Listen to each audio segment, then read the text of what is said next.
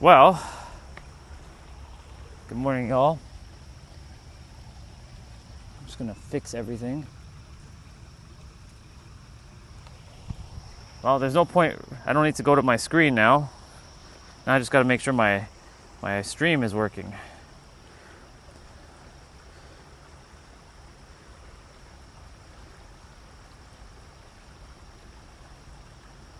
Oh, what the hell? How did that turn pink? Weird.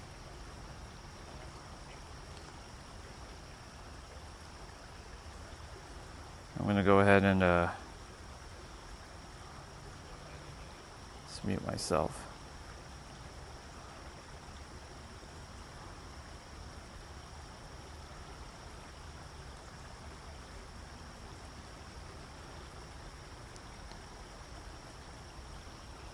Cool.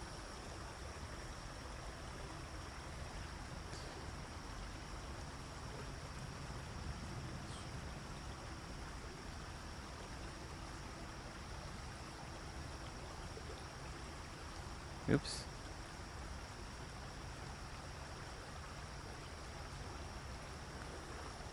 Hello, whoever's here. Yeah. We have problems, though. We have lots of technical problems that I have to deal with. Number one, since you weren't here yesterday, Streamlabs updated my app. That's why I have my tablet in my hand. And guess what?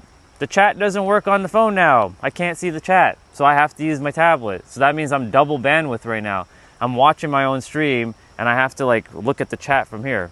So number one, that sucks. Number two, they took away a feature where when you swipe on the app, it lets the stream buffer for a while until you get back. They destroyed that. Now, once you swipe up, within 2 to 3 minutes, it's a wrap. Like, the stream ends. I'm like, what the fuck? So, yeah, we're basically dealing with technical issues, but I'm grateful because I can still stream. So you see, the one thing about me is I will never, ever, ever just give up and throw in the towel. I will always find a fucking way. And this will lead us straight into domestication. So if you guys are seeing me while I'm holding a tab in my hand, now you know why. So that means I don't have to run to the phone to look at the screen. I can look at the chat right here. So this is good. Now, let's get rolling because we got shit to talk about. Domestication. The very thing, and by the way, people keep moving my rock. My rock was, I don't know who lifted my rock. It's over there now. So it's like someone is coming here and disturbing my space. So you see, presently there's no solution unless you can find a solution, but it's really annoying. And I don't want to use another app because this was the best streaming app, period. All the other apps suck. YouTube, if I use the official YouTube app, I can't use my microphone. And then my Nike logo is backwards, so I go in reverse order. Then if I use Prism Live, you have to pay just to remove watermark. And you can't even stream in 1080p 60. The other thing too is when I switch, when I have to walk back, two things are gonna happen. Number one, I can't look at the chat. So basically, if you guys are leaving any message while I'm walking back, we're kind of SOL unless I pull out the tablet and look to see if there's anybody here, like leaving any messages. So it's gonna be kind of inconvenient holding two things. This is why I need a second fucking phone at this point. I literally need to buy a second phone. Morning, you good? Good stuff. Perfect. Anyways, let's roll. Domestication. You know, it's one of those things that I was domesticated when I was a child to play small, never ask for more, and to make sure that you never to shine your light bright. And the thing is, all of us, to some extent, depending on our parents and how they were raised, we got domesticated by their beliefs. Remember, every person is a collection of beliefs. That's a bar, write it down. Every single person in this world is just a bunch of information that's slapped with more information. It's just data. It's just words. You are the collection of, and I've said this once before, but I haven't said this in a very long time. You are the collection of information from the day you were born until now.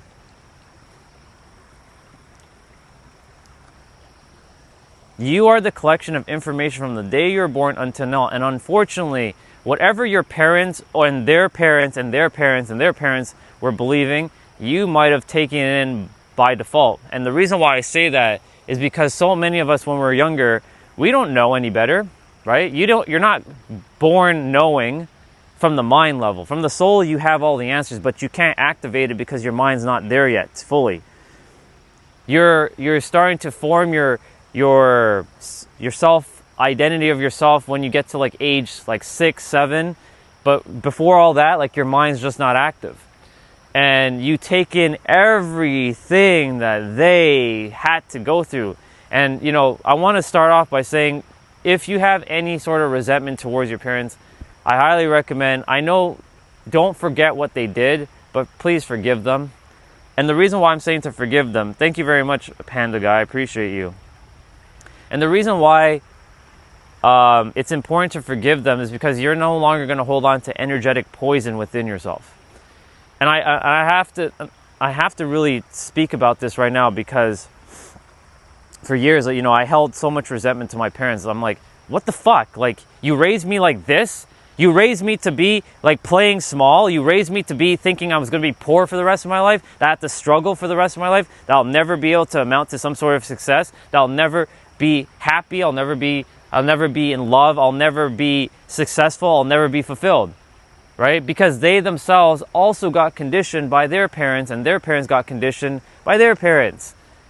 Right? And so this generation is the greatest generation of all time. And the reason why I'm saying that is because we have the opportunity as a collective society to finally actually make a difference in the world with each other. And we are. Yes, we still have our differences. Yes, we still have our differences of opinions. Yes, we all have our own belief systems. Yes, there's 8 million different truths on the planet. But we can find a way to start to work together and start to harmonize the world. Because everybody down, like secretly, deep down, they want to be happy at their core. The problem is the world told them a story because they got domesticated when they were a child that something isn't for them. Like for me, again, I'm going to say that I didn't think in a million years that I was going to make it to be successful. I didn't think I was ever going to find love. Even though love starts within. And remember, everything starts from within you. It always has and forever will be.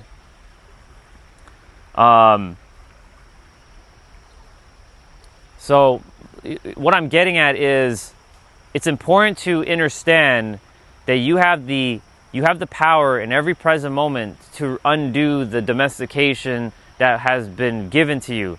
What is domestication? It's like training. You're getting trained, basically. You're getting trained like a dog or a cat. You know how when you get a pet, you gotta tell them to sit boy or sit girl or like roll over. That's what happened to us as children. Like, don't do that. Don't do that. Don't do that. And then you get punished for it if you do it. And then you learn your lesson not to do it again. Maybe you do it again, and then you get. In my case, I got beatings. Now that's how my parents were raised too. They got beatings by their parents. So it's only natural that they used their trauma and then they sent their trauma towards me, and I had to deal with their trauma. And the reason why this is so important to talk about right now is because so many of us right now are holding on to things that are never meant for us. We were never meant to have this. Yes, we had to go through it. Yes, we had to build foundations and fundamentals within us, but we were never meant to hold on to this for the rest of our life. Because we have the choice in every present moment to shift. We really do. But how does one know if they don't have the choice? This is where awareness comes into play, right? Either somebody like myself or others who are speaking the same thing will share it with you, or you will literally internally, somewhere inside, something will start to like take place. Like for me, after I had my awakening in 2019, like it was like a light switch that went on. I'm like, what the fuck have I been doing? Why have I been like angry at the world? Why have I been so hostile? Right now, of course, did everything change in that moment? No. I was still operating from the paradigm, and things do take some human time when you're not aware through the mind on how to shift things. Morning. And so what I'm getting at is we have the power in every present moment to truly change our life by shifting the domesticated version of us and undomesticating ourselves. Now, an undomesticated human is a wild human, a human that cannot be controlled. Think of it like a primal human. Rah, rah, right? That's like a freaking primal human right there. So imagine a human was never domesticated. To some extent, we are always going to be domesticated. There's no way of getting around it, but you get to choose what you entertain as your truth of what you got domesticated by. Like, for example, and domesticated, conditioning, and program are all basically intertwined with the word training. You got trained. But essentially, maybe some of you got conditioned that you were never going to be successful. Or that money, the only way to get money is to work extremely hard and save and do and put it in the bank and store it there. Hello, Law. Good to see you, dude. I can see the convenience of holding the tablet while I'm streaming because I can't see the chat on my phone anymore presently, but it's okay. But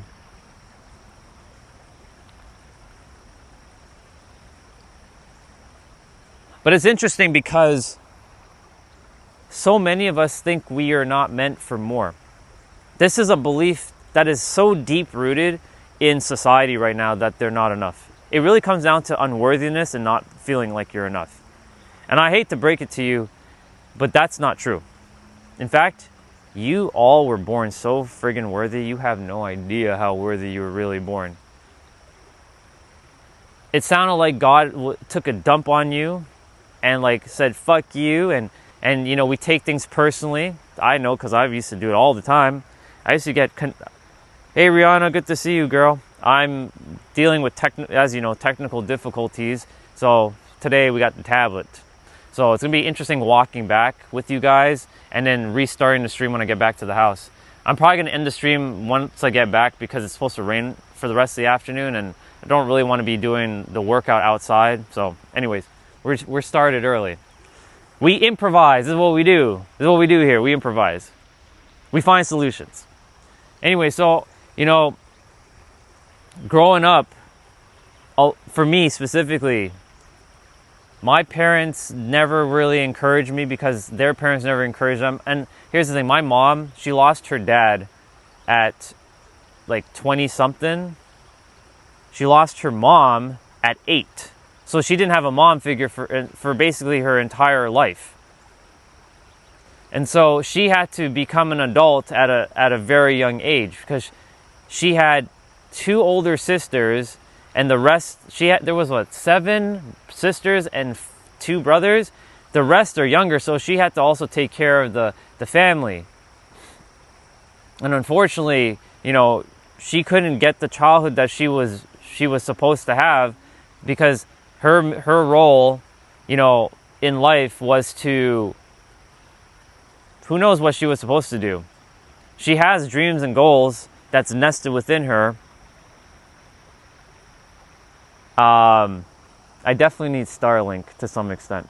We'll get there at some point. To some extent, like, you know, she was supposed to have a normal childhood. Her mom should have been alive. Her dad should have stayed alive too, but unfortunately, they had to go. And she raised me based on what she could pick up. She is considered street smart, or she has the street sense. My dad, his parents are still, well, one of his parents just passed away last year, and he was 93, and his mom is still alive, but she has dementia. So it's, you know, with him specifically, they raised him, but they didn't raise him because they let him kind of like do whatever he wants. So he got domesticated, but in the opposite way. So for me, I'm gonna put this tablet kind of just like here for now because it'll just be easier to talk without the tablet in my hand.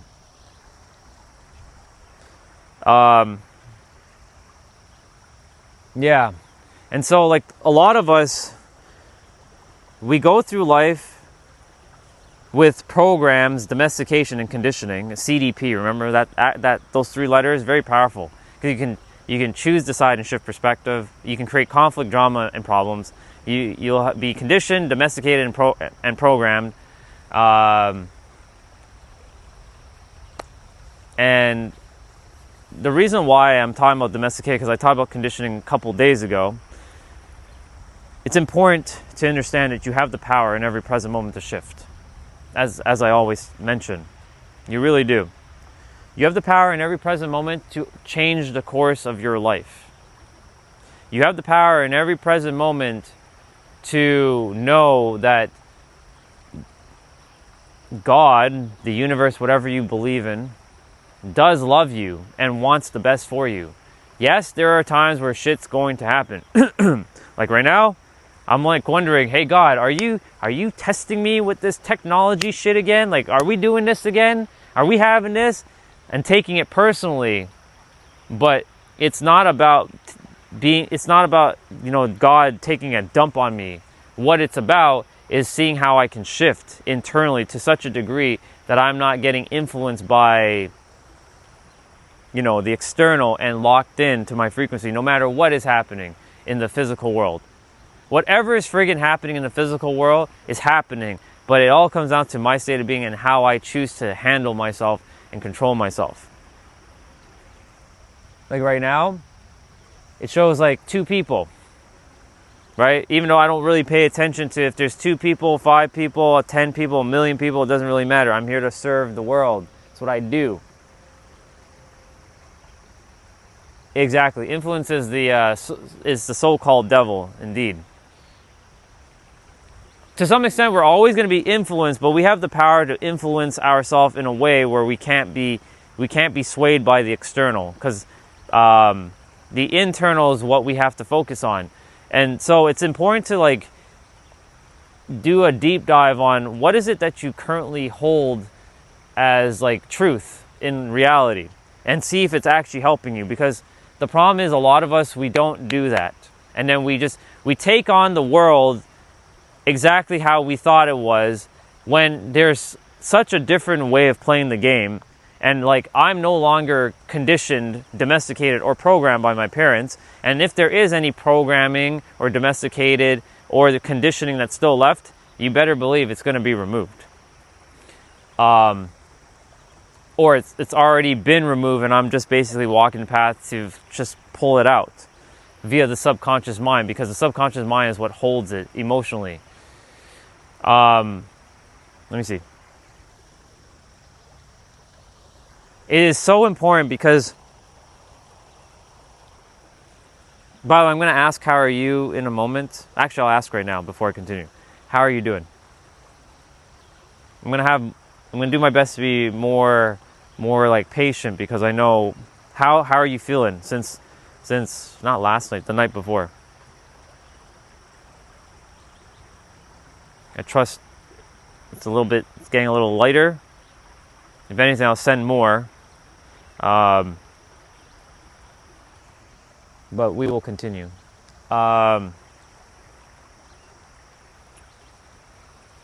It is so important to know that you have the power to literally change your experience, but you have to go within and do a deep dive on yourself.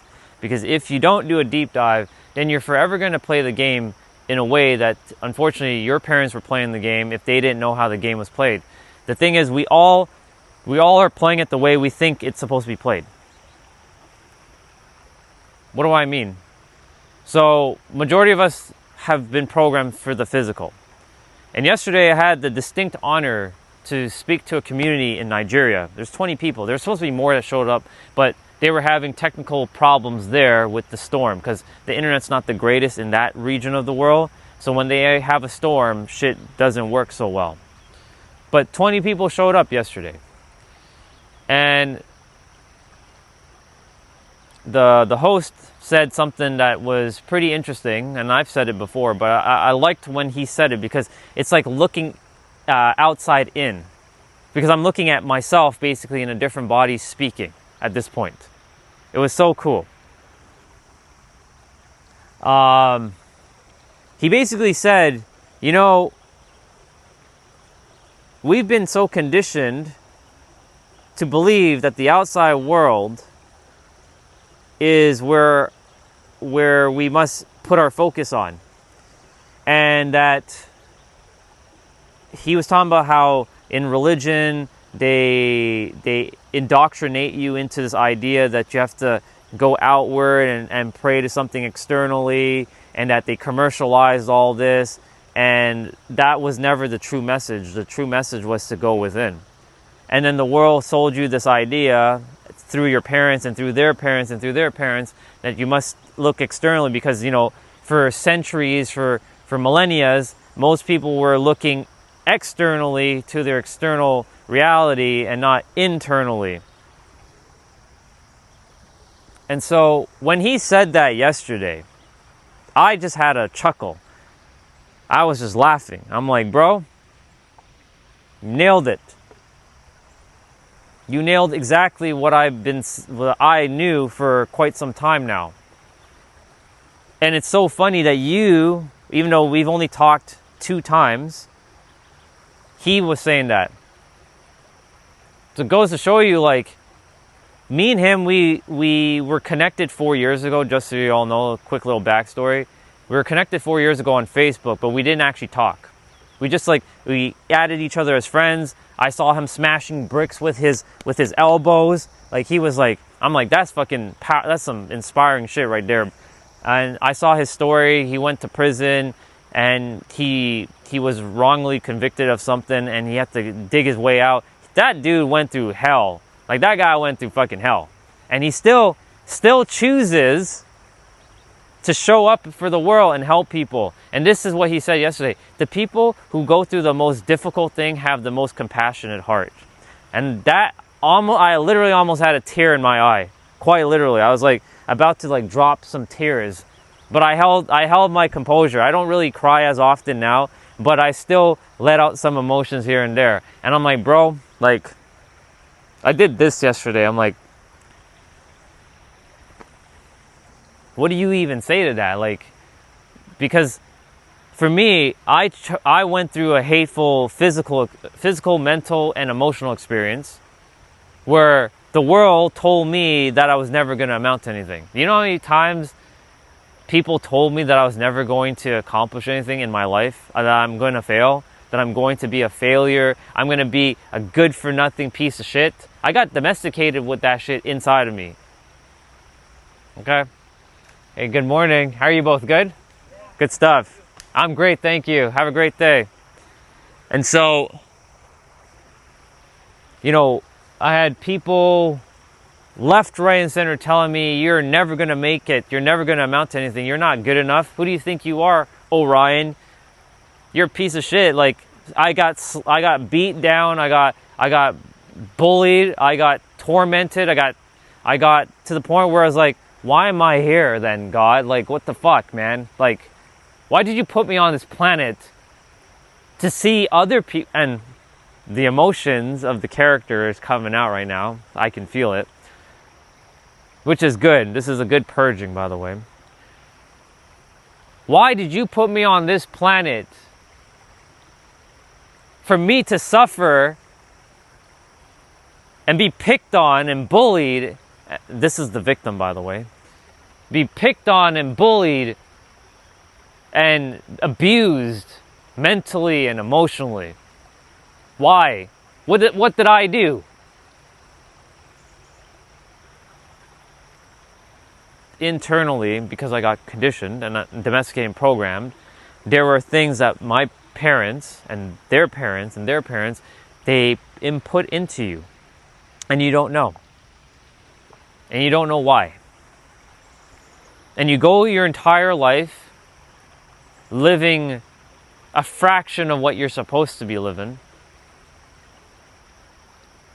until there comes either a breaking point. Let me see what you wrote. Yeah, the strongest people definitely have been through hell. 100%. 1 billion% on that. Anyways, let me continue. And you go through your entire life living a fraction of who you're supposed to be until there's a breaking point where either shit hits the fan and one of two things is going to happen. You either give up or you're like, you know what? Fuck it. And like you stop giving a fuck. I don't care anymore. I don't care anymore. I don't care. You want to kill me? Go for it. Do it. Do it right now. This is what happened last year. This was my final breaking point for me to pass through the final storm. Like, yeah, there's going to be storms coming here and there, but I know how to navigate it now. But like, I had done all this work on myself for 7 years. Well, up until that point, it was 6 years.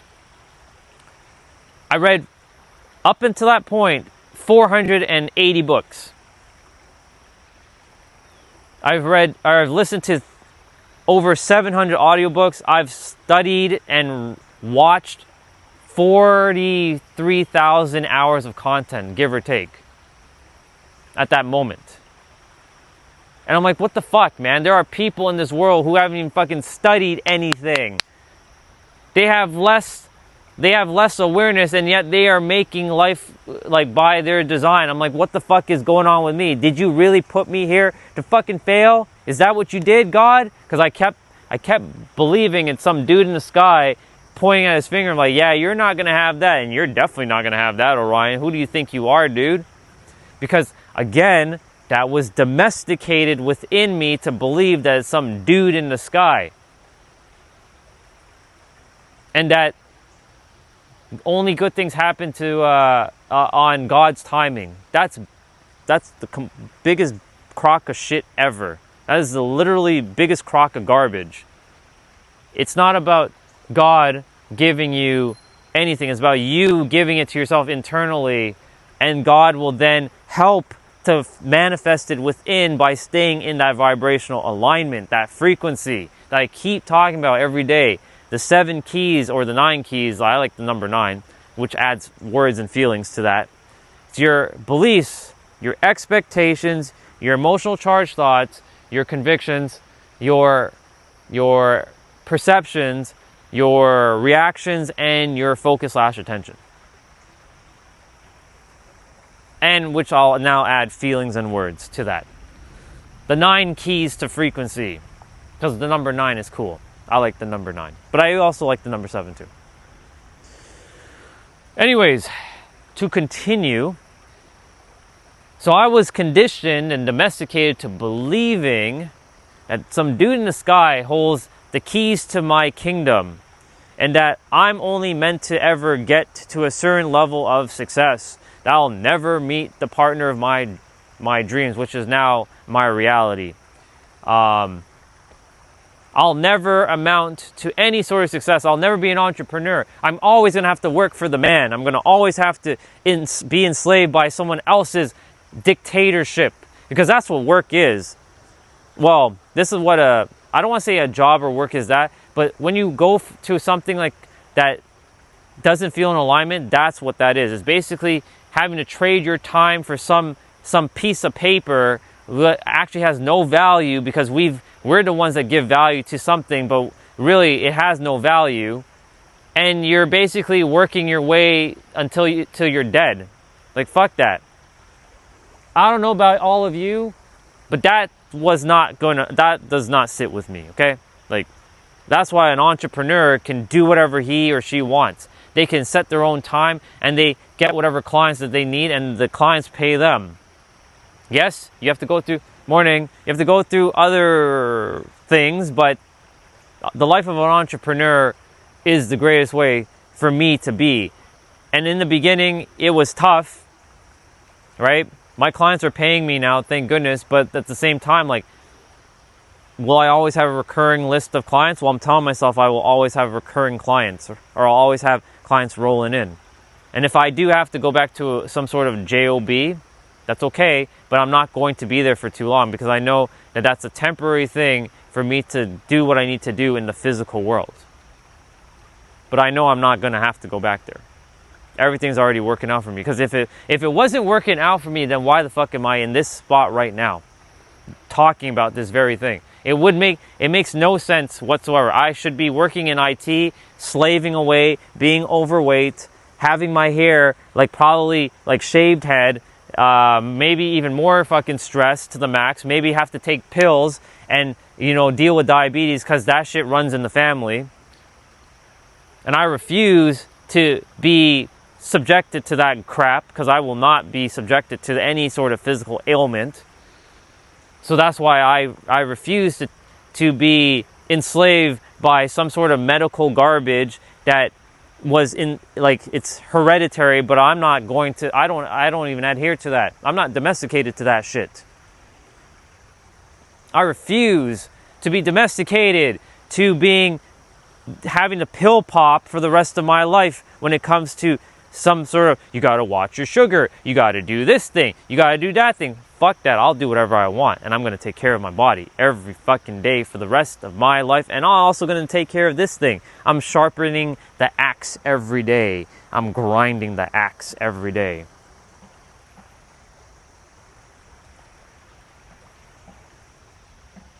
I'm just double checking. Cool beans.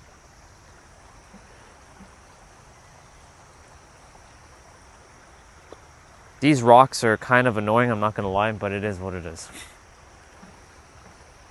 So for all of you, I've said this before and I'll say this again.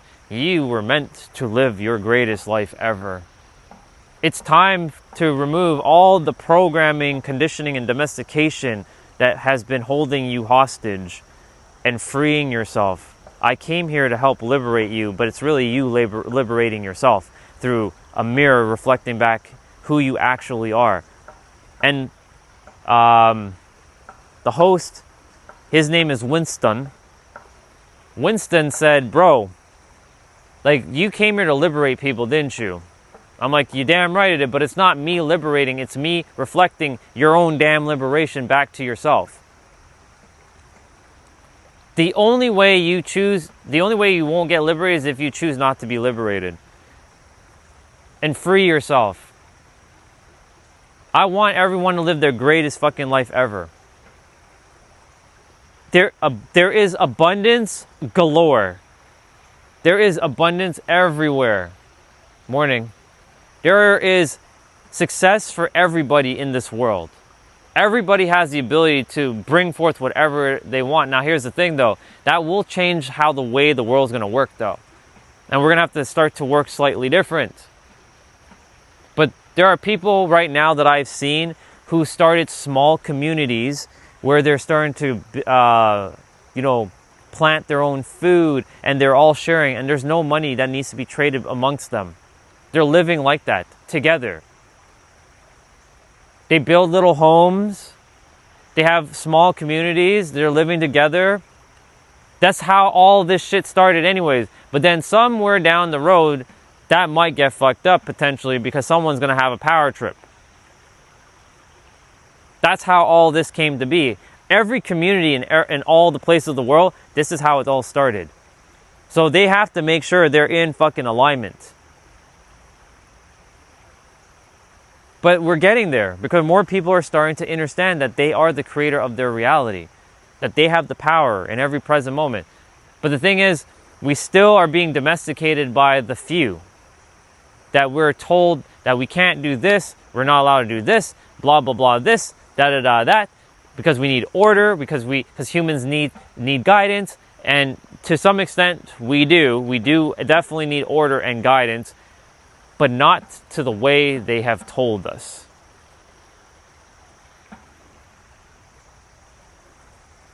Not to the way they have told us that you need guidance and order. Controlling you, telling you that you can only have this. Here you go, little Orion, this is only for you. Even though all of this was meant for him, you can only have that. And the same probably happened to all of you, where somebody told you that this is all you're supposed to have. You can't have all of this that was meant for you. You only can have like this. It's not their fault, and it's not your fault, and it's nobody's fault. It's just programming and conditioning and domestication that has been seeping in collectively around the world. This is nobody's fault. What needs to happen is to just simply choose a different way. The problem is, yes, you can snap it away, but because you've created a mountain of emotions, it's not that easy. Because you don't have the prerequisite of knowing that you can snap it away. Because it's built into you to do that, but your mind doesn't have that capability right now to snap it away. So it has to go through a process of feeling things and purging it. You have to immerse yourself in the pain and the suffering at this point. In order to free yourself, you're going to have to feel all the pain. Bring it all up to the surface. Don't fight it. Don't resist it. Just sit there and feel all the pain. When I'm walking the trail this morning, I was letting the frustration out. I had let it out yesterday, but because another problem showed up today, where I'm like, okay, so we have another problem with the stream. So I had to start focusing on the gratitude. I can still stream. I have my tablet. I can still see the chat. We have to improvise. I have the ability to improvise. This is one of my greatest skills, that I can improvise on the fly if I need to. This is one fucking great skill. I could have thrown in the towel and be like, yeah, I can only stream at the house. Yeah, blah, blah, blah. But I'm here. I'm still streaming. I'm still doing my thing. I may not be able to see the chat on my phone, but I can definitely see it there. And this allows me to check if my stream is actually working. Sure, I have to tether my devices together, but that's okay. Sure, I'm going to have to walk back not seeing the chat. I'm going to have to hold the tablet in my hand or pull it out periodically from my bag and look to see if anyone left anything and then put it back in my bag. It's going to sound a little inconvenient, but it's okay. It's not going to be forever. Maybe or something, I'm going to have to get another device. Maybe on the other device it's going to work properly. Who knows? For the time being, we improvise. Because I was domesticated to give up.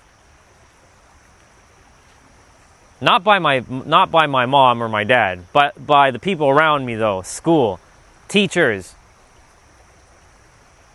Not to blame them, because there's no blame, but this is what happened.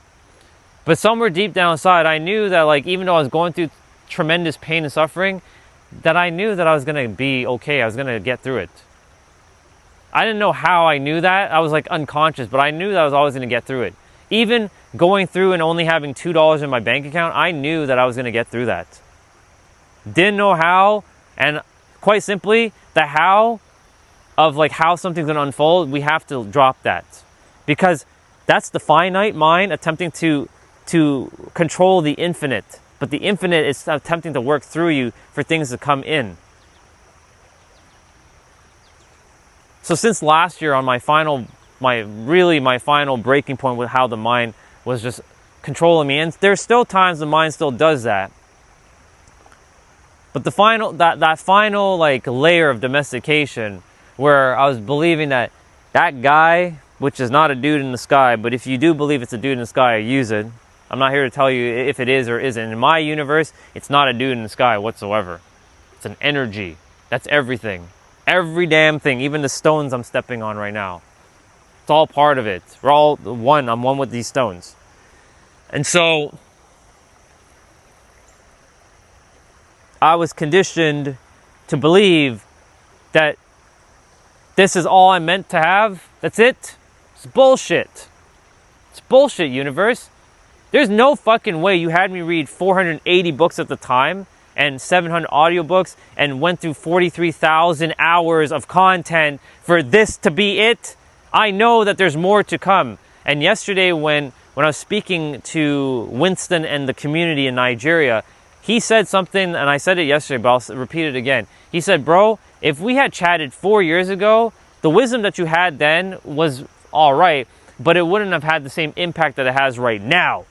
That's why sometimes shit has to take time human time for it to ripen so that you can eat the fruit now. That's what I was able to do. I was giving him and the community ripened fruit to eat with such confidence. The ripened fruit is confidence. Everything that I say, I know with absolute crystal clarity, with absolute certainty that I know what I'm talking about, and I know that the shit works. Because if it didn't work, then why the fuck am I here? Because in my reality, this is what should have happened. I should have still be in IT. I should be at least 230 pounds like heavy. I probably look full blown and fat. I probably have shaved head. I have no girl. I have no dreams. I have no hope. I have no vision. I have nothing. Zero. That's what my life was supposed to be like. That's what my life was supposed to be like. And guess what? Some of your lives might be like that right now, but that's not what it's supposed to be. I can guarantee that. With every fiber of my soul, I know what a lot of you came here to do. If you found me, you came here to do something fucking powerful and extraordinary. Whatever that is, I don't know. That's your journey. You have to figure that piece out for yourself. But I can tell you, whatever pain or suffering you went through, you're going to basically help someone who's going through the very same thing. It's a repeated pattern in nature. You find repeated patterns everywhere in nature. It's the same thing with humans. One human goes through a problem. They face some sort of difficulty, then they get through it, then they see a person who's going through the very thing they just went through. Then they desire to help that person. Then that person gets helped. Then this person figures out how to do it, and then they run into another person who's going through it. So now this person who helped that person has now made a ripple to now go and touch a person that they may not be touching, except for this person indirectly to being directly. I'm just kind of watching my stream. It's kind of cool to look at my stream while I'm here. Fascinating. Anyways, my phone's doing double duty right now, so thank you, phone. I'm grateful for my phone to be able to do double duty right now.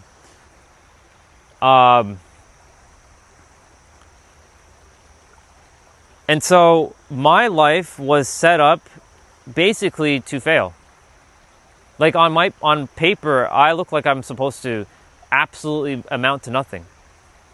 I didn't finish college. I went to a community college, which wasn't even accredited to like be considered a college, because my grades weren't that great in high school. But yet, for some particular reason, the universe had me go to New York City in 2009 when I was going through some massive ass depression. I had to go through some massive ass depression in 2008, where I spent the entire year inside my room back then, and the blinds were closed, and I didn't really come outside. I didn't go outside at all for a whole year. Could you imagine being housebound for a whole fucking year? You don't even go outside. I didn't step outside and breathe air. I didn't do shit in 2000. I was so depressed. I was so angry at the world, and I had given up hope on myself. And that version of me, I remember it clear as fucking day. And if he could see me now, he'd be like, is that really me? Fuck yeah, it's you. But I went to New York in 2009. My uncle wanted to see what he could do to help me. So he did. Now, he was disappointed that I didn't go down the Cisco IT route. I went down the Microsoft IT route. He's like, Microsoft's not gonna be, you're not gonna make that much money with Microsoft. But I'm like, I want to do Microsoft because I didn't feel called to do Cisco. I ended up doing some Cisco later on down the road. But, you know, I'm still grateful to him because he saw something inside of me. He could have just said, fuck him, right? He brought me to New York. I spent time with my cousin and my aunt, and I got to see life slightly different. I came back, revitalized, rejuvenated, and revigored to go and do what I needed to do. I ended up working in a computer store for 5 years. I became both sales person and technician. I was the only person who was sales and tech, so I got basically different pay than everybody else, which was fascinating. I fucking defied rationality there. Because you're either sales or you're tech. You're not both. I was both, 'cause I was good at both. And both teams wanted me on their team, tech and sales.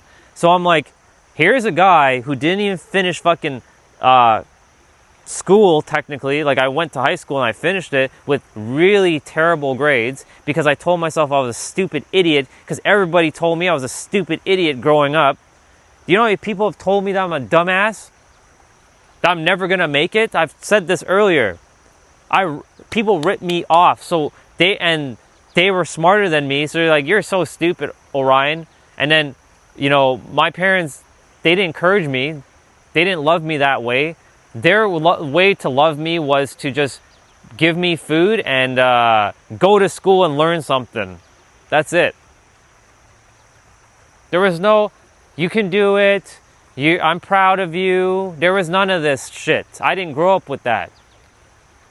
But that made me into the person I am, so I can empower the rest of you if you didn't get that. What's up, Tiff? Good to see you. I'm using my tablet, so we're kind of like technical difficulty, but we're rolling with it because this is what we do. We fucking improvise here. You have no choice but to improvise. When shit hits the fan, you have to think differently. We have to do things differently. Anyways, so I'm talking about domesticated, why we've been so heavily domesticated by our family, but we have to forgive them and let it go. This is where I'm getting to right now. And so I was told, basically, everything was written off for me. Morning. That was never going to amount to anything.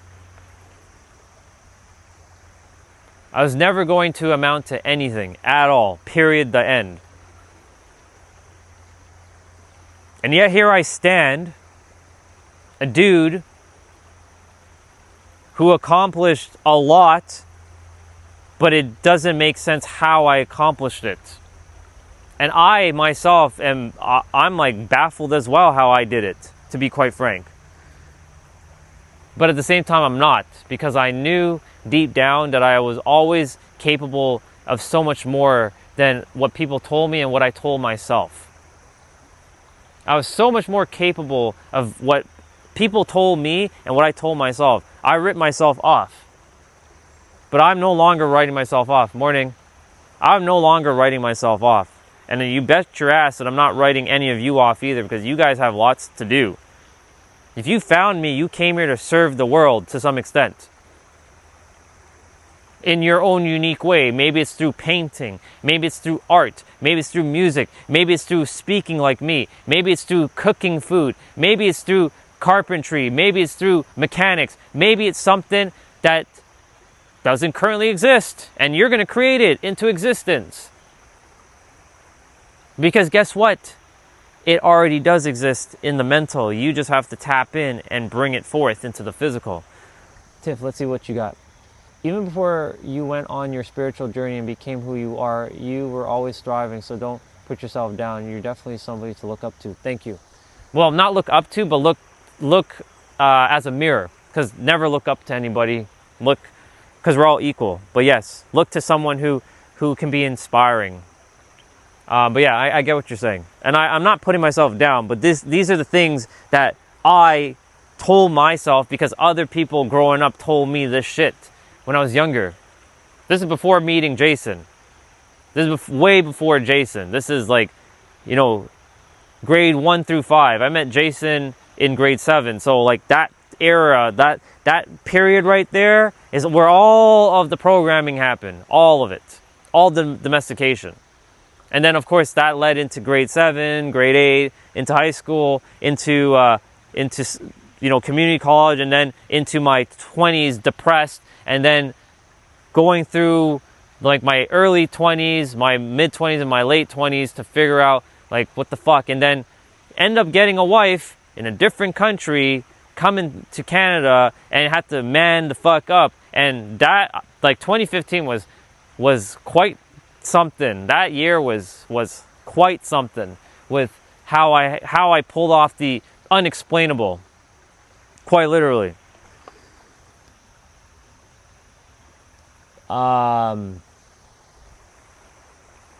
me. I'm Orion Stellar. And so, hey, morning. Anyways, let me get back to what I was saying. Little sidetracked. So, on paper, I shouldn't be here. I should still be doing IT, and I should still be working in cybersecurity. And the thing is, like, how did I even get there? Like, I went through IT, or I went through computer sales and tech. I worked there for 5 years. Now we're losing our job in 2015. And now I have a woman who's coming from a different country, and I have to support her. I have to find a place. I gotta get my license. I gotta get all kinds of shit. I have to man the fuck up. When you have no choice, life is gonna start to help you in ways that you would have never expected. Like, I have to find a place in London, Ontario. My cousin decided to drive me out of his kindness of his heart 2 hours, and we had to go and look for apartments, which then I was able to buy a condo. And then, guess what happened? We needed to get a car. We went the same day, saw at the dealership. We saw a brand new red Mazda 3. I'm not saying Mazda, I'm saying Mazda. Fuck that. Mazda 3 that was coming off the truck, and I said, that's my car. I'm buying my car. And all of that occurred in one fucking day. So you see, there are so many things that we can do when you have no choice. When your back is against the fucking wall, you have no choice. And you're gonna see how your mind's gonna start to expand in ways that you would have never thought it was possible.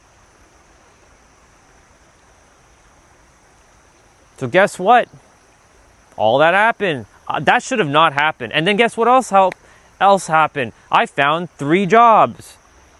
Well, not even jobs, they were careers. In IT, finally. One at a place called Touch Bistro. And by the way, for any of you who ever go to a restaurant and you see an iPad and they take your order on an iPad, that's the company I used to work for. That guy revolutionized how to take an order. Not every restaurant uses an iPad, but his app is called Touch Bistro, and it's in like all the countries of the world. It's crazy. This guy's a billionaire. And he came into my computer store and he hired me. He's like, bro, I want you to work for me. Now, I didn't end up staying with him because I didn't feel in alignment with the work that I was going to do with him. But then it led me to another place where I got to work more what I wanted to do, more technical, but I worked different hours. I worked like overnight. I worked like random days off here and there, but I did it. I fucking did it. And guess what else happened? The law firm job showed up, and I went for the interview, and I had to go to work that day. I had to find ways to come in a little bit later and tell the other boss I have like an appointment to go to. And then I went and I went to the interview, and I got it the same fucking day. They called me right back. They're like, we really love you. You're our guy. We're hiring you. And I got the law firm job, and I got to work wearing suits. I made it to the big times, people. So on paper, I should have fucking failed, but I made the impossible possible. I literally fucking did that. And I'm going to do it again. I'm doing it right now. There are things that are unfolding right now. I can't really talk too much about it because, you can't really say things and, it's a seed planted. But there are things that are unfolding right now that I'm going to basically bring it to the world. This is just one piece of the puzzle. One friggin' piece. Morning. Have a great day, y'all. Thank you. This is one piece of a puzzle that is so gigantic that's going to help this world to be so much better than what it is. And let's see, who do we got? James, what's up, bro? And let me see what Anonymous says. As a skinny dude that got pushed around a lot, my best fights were when my back was against the wall. Indeed. Just like you and Jay used to work at Toys R Us at midnight, exactly. And so many things had to unfold. Okay, I'm just making sure my tablet has enough battery, which is good. So many things had to unfold for me to get to where I am right now. So what am I saying? Where you were or where you currently are isn't your final destination. That can literally change. Now, you have to have that, how do I say this? You all have it built within to turn that switch on whenever you want. Right now, I'm going to share another story with all of you. For those of you who know Danny, not on our stream, but like the sister that I went to visit in London, Ontario, she's currently in Sri Lanka right now. She told me something and I was just laughing my ass off. She texted me 3 days ago. She's like, brother, I was in a boat and we went whale watching and the rain was so bad. The storm was, I thought I was going to die. And I kid you not, I felt like I was saved because I saw an angel like in the water. It was like a male figure. And I'm like, I don't know if I'm going crazy or if my mind is distorting. I'm like, congratulations, you're on the other side now. I told you this. That when you awaken, you're going to start to see shit that you never thought was possible. This is a woman who was conditioned and domesticated for 50 years. Me, 35 years. Hers, 50. So she has an extra 15 years of conditioning and domestication. And she just literally... And now, she's in the process of becoming a sound practitioner because she feels called to become a sound practitioner, to use sound healing. Because she also, when while she's still in Sri Lanka, there were people who had a singing bowl. For those of you, it's one of those things where you hit and then you use the little wand thing. Everybody in the house didn't know how to play it. So guess what? It's like the Excalibur sword. Only the chosen one is meant to pull it out of the sword or out of the stone. She came to the house because it's one of her friends who brought her, and she was able to play that sound bowl like she's been doing it all her life. So guess what? She was gifted the sound bowl. So why am I bringing this up right now? Because she flipped the switch within herself, and now there's no turning back. Quite literally. There is no fucking turning back for her.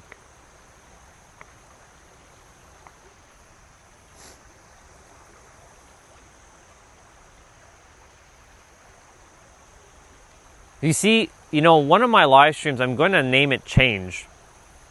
It's going to be one of the biggest live streams I've done. The biggest live stream is going to be named You, Y-O-U. It will be the biggest one because it all starts with you. Every day I'm choosing a different word. In the next several days, it'll be CDP. I'll be creating one that says conflict, drama, and problems. That'll be all from the mind. And then following that will be choose, decide, and shift perspective. But I think I've already done choose, decide, and shift perspective. But it's okay. We'll figure it out. Anyways, you have the power, all of you, to not let your external circumstance dictate and domesticate you into believing that that's all it is for you. No way. I refuse for any of you to entertain that garbage. No way. No fucking way. All of you have the power of a God within you. If you choose to entertain that, remember, it is a perspective. You don't if you don't want to. But you do have the creative power of a God with your imagination to bring forth anything into physical form by locking in within yourself and knowing that you can do anything. If you tell yourself you can do it, you will do it. Remember, the person who says that they can and who can't, either way, you're always going to be right. That's a bar. Please write that down. Whether you say you can or you can't, either way, you're going to be right. Because it's you. Again, it always comes back to you. Once again. I know that, yes, there are physical circumstances that can get in the way. I get that. I completely get that. But there are so many ways to look at things. There's not just one way to look at this thing. There's many ways. And I said to someone recently that no matter what, I'm going to find a way. No matter what it takes. I'm going to find a way. Now, I'm not going to figure out the how, because the how, that's the one thing you need to let go of. The how and the when. The how and the when will take care of itself. You just need to know the how on how to take the action after it comes. But the how of how it's going to unfold, that how you need to drop immediately. You don't know how shit's going to unfold. You don't. Did you think that I was going to live stream back in 2024 on October 6th? And then I was only going to live stream for that one day because it was my spiritual birthday, and just tell everybody, hey y'all, I've just been doing some healing. I've been staying present and more of that kind of stuff. But I wasn't going to live stream after that. And then guess what the universe said? Now you're going to live stream every day, and you're going to start on Facebook and Instagram. But I had no idea why I was going to do it on Facebook and Instagram, because that led to fucking YouTube. And then guess what? Live streaming on YouTube is going to lead to something else. All these videos, all these live streams that you're seeing, these are just archived. This is just proof that I went out in the world and I did something. Wait till I'm actually on stages again. And I impact the masses again. I'm impacting the masses right now. You guys are the masses because you're part of the world. All of you. Don't think that you're insignificant, because you're not. You are literally part of the world. How can you not be? You're the walking universe. I'm impacting your universe right now.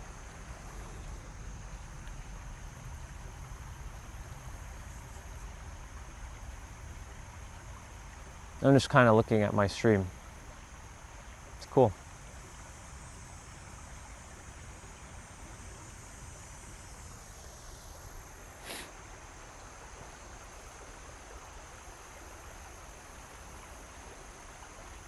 I want you all to do something within yourself. Ask for more. It's going to sound uncomfortable, but you're going to do it. There's a reason why I'm telling you to ask for more. You're going to ask for more of everything. It's okay to ask. In fact, I ask of you right now, if you haven't hit the like button, to hit the like button. You don't need to, but I'm asking for more right now. If you haven't hit the like button, go ahead and smash the like button right now. If you want to support the channel, hit the like button. And if you haven't subscribed, you can subscribe if you want. I'm not going to tell you to, if you want to subscribe, cool. If you don't, it's also cool. But I'm asking for more. And the reason why I'm asking for more is to show you that it's safe to ask for more. You're worthy of having more. Who told you that you're only meant to have this? What? Because you got domesticated into believing that you're only meant to have a certain amount of things? No way. No way. Once you get it into your mind subconsciously through emotions, and emotionally feel that you're meant to have more, guess what's going to happen? The universe is going to say, are you sure? You're gonna energetically say yes. You're gonna not know that the universe is saying that. But the moment you make a decision, the universe is gonna say, are you sure? Once you do, you walk that path. And watch as things start to unfold. But you let go of when and how. And you don't give a fuck on what's happening in your physical world. You literally don't give a fuck. Now, you still take your responsibilities. You must take care of your physical world. You must still take action in the physical. But you don't give a flying fuck of what's going on. I don't know if the chat is working, so if somebody could kindly drop something in the chat, that would be wonderful. If nobody can say if nobody's dropping anything, then I'm going to drop me something in my own damn chat. But I'm going to quickly just double check that my chat is fucking working.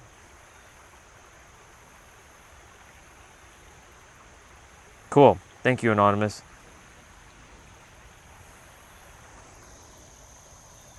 I know the stream is working because I can see me moving. But I have to sometimes, just double check. Anyways,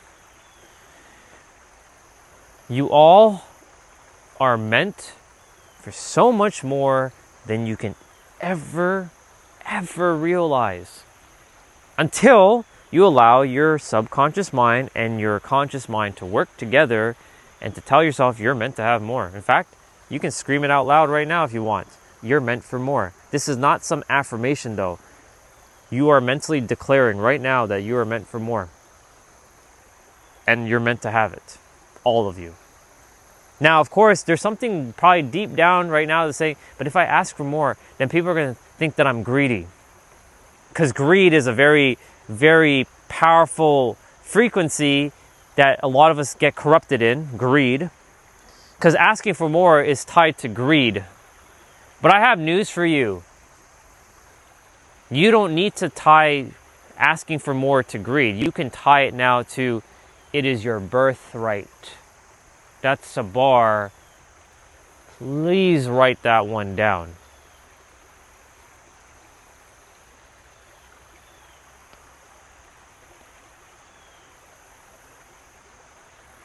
I feel like I got bitten by a mosquito. Doesn't really matter.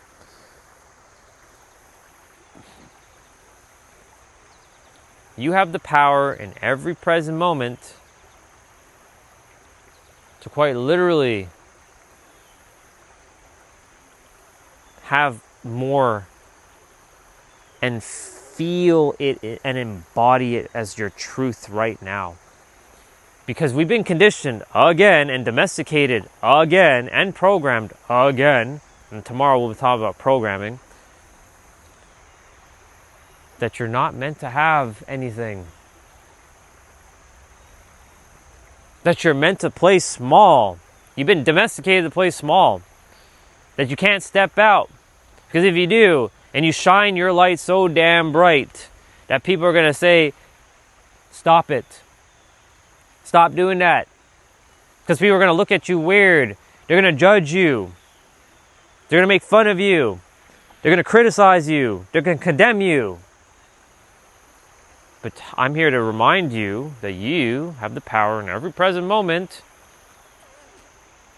to shine your fucking light and to undomesticate yourself from being dull and domesticating yourself back to being shiny.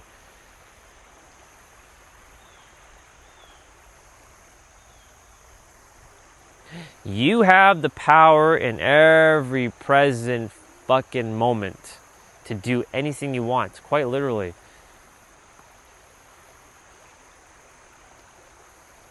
Okay, Orion, you say that, but you're not doing it. Oh no.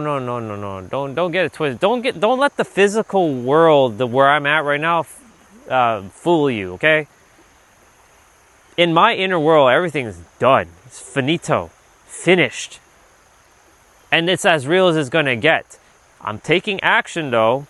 When there's some sort of like action I must take, I take it. Ooh, there's a person I have to call today. I need to like do da-da-da-da, right? Or like I have to do this thing. Right? Like for me, there's still a part that feels like it's part of some sort of divine timing, but divine timing is an illusion because divine is above time and timing is below divine. So divine timing is actually an illusion. So it's called synchronous timing. And so it's actually in every now moment.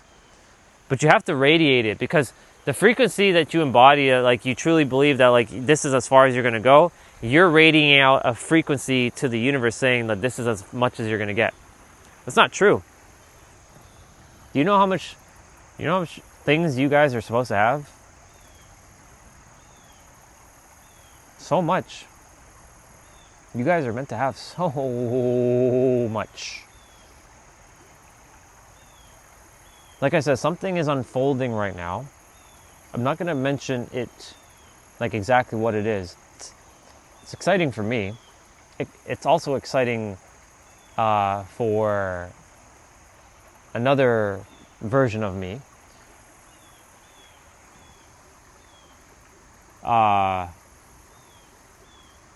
And I never didn't think it was going to be possible. Well, the old me would have never thought this was possible, but the current me knows that this is inevitable. That's a bar, write it down. Because when you start to shift your frequency, anything becomes possible. And it's not like, how did this happen? Nope.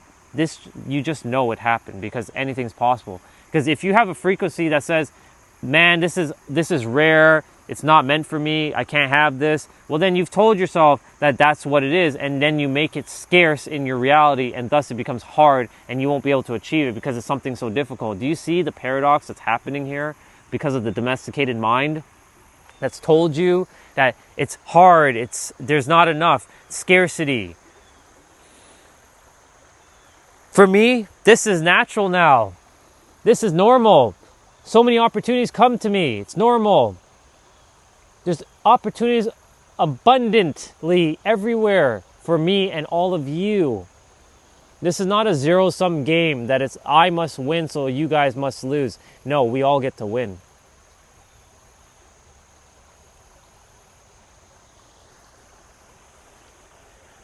We all get to win. Quite literally. And I really do mean that. We all get to win. This is not a zero-sum game anymore. Morning. We get to all win. It's done. And not we get to win, we've already won. Because getting implies that we haven't reached it yet. So you see, our words have been domesticated into us to believe, or to know, that we have to go through something called time to then achieve something. It doesn't get any more realer than this moment right now. I cannot emphasize that enough. You want to be in a relationship? It's done. You want to have a certain amount of wealth? It's finished. You want to have that dream car? It's not really a dream anymore because it's your reality now. You see, the word dream and goal implies some future thing. It's your vision. Call it your vision. It's part of your vision. Driving your car, vision. Your woman or your man, vision. Your place where you want to live, vision. It's part of your vision. It's a vision. This is my vision. I have it now. It's done. Finito. This is why it's so important to understand the words or understand the words that you are speaking. Because even I catch myself with those words too. Because we've been so domesticated that we have to see things with our physical eyes. I'm not saying that it won't happen in the physical because, it's a physical experience we came here to experience. But you have to lock in mentally into it. As within, so without. It's always going to have to be you. I can't emphasize that enough. That's why I'm so friggin' confident with everything I said. And you know what's fascinating? Yesterday when I was speaking to Winston, we took an offline call, for a couple minutes, because we didn't want to talk about this with the community. So we chatted offline for about 20 minutes, just before I jumped on the stream.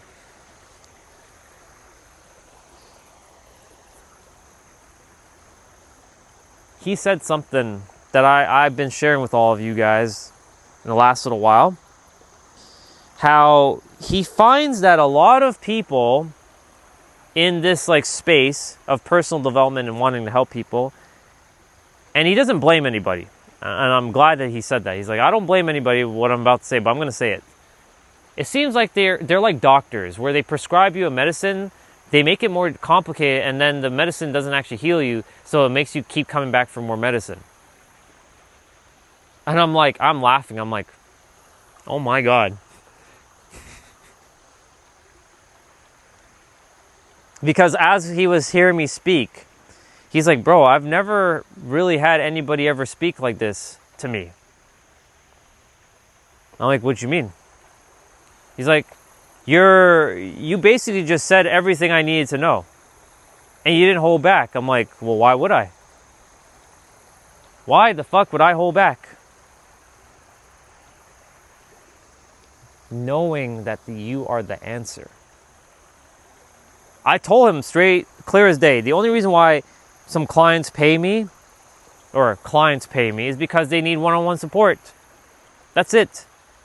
Because we have to do a deep dive on what the fuck is going on within them. So they pay me. Because they know that I will get to the root cause.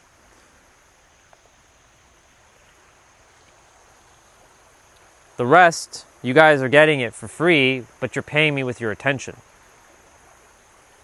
Your attention is the most important currency on this planet right now, if you didn't know. Everybody's fighting for your attention on social media. With their likes and their comments and their clicks and their views and their subscriber count and followers. They're looking for your attention because your attention is the centralization where everything actually stems from. That's a bar. Please write that down. It went good. It went good, bro. I'm right now still dealing with the technical thing, but we're good. Everything's good. What was I going to say? So, your attention is the most important currency on the planet. It's not money and it's definitely not time. Because time is an illusion and money is made up of values of people who say that this is valuable, but value is subjective. Nothing is valuable and everything's valuable, all in the same breath. It's a paradox. Like everything else in this world, it's a paradox. And so, your attention is a centralization to your manifestations. You can write that one down. Your attention is the centralization to your manifestation because it's your attention where you place it. Remember, FACE, F-A-C-E, focus, attention, concentration, and energy. You face the direction of what you desire, not what you don't desire, because what you don't desire, you will bring it into fruition. What do I mean? And I said this to Winston yesterday, and he was laughing his ass off. He's like, and the community was laughing their ass off too because I shared it with them. I'm like, think about it, y'all. You're facing what you don't want. I don't want to be poor. I'm going to use that one. That's a big one. I don't want to be poor. You know what you're doing? You know exactly what you're doing when you say, I don't want to be poor? You're signaling to the universe, oh, okay, you don't want to be poor, so I'm going to give you that. Because you're focusing on, I don't want to be poor, the energy of being poor, because it's indirectly saying that you are poor. Because this is what humans don't fully understand with their words. They keep saying things, but they don't lock the fuck in on exactly what the fuck they're saying with their words. And I cannot emphasize how powerful every word that you say, it fucking matters. It really does. You have to be aware of your words.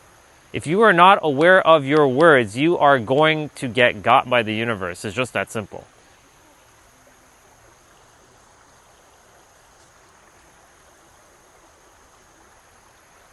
Let's see.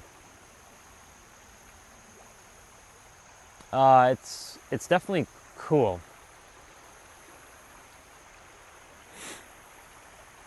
Speaking of which, I should actually put my water in the water to keep it cool. But my water's all right. There. I'm using that as a little bit of like a cooler right now. You all have the power right now to literally change your attention, your focus, attention, concentration, energy to something that is actually going to be of your highest alignment, your benefit, so that you can actually live the life by your design, not by default. And by default, you have been domesticated to live by default, where good things take time, which is bullshit. You don't take time, you make time. That's a bar, write it down. Good things don't take time. You make time within yourself by telling yourself you already have it now and embodying the state of what that feels like. People want money.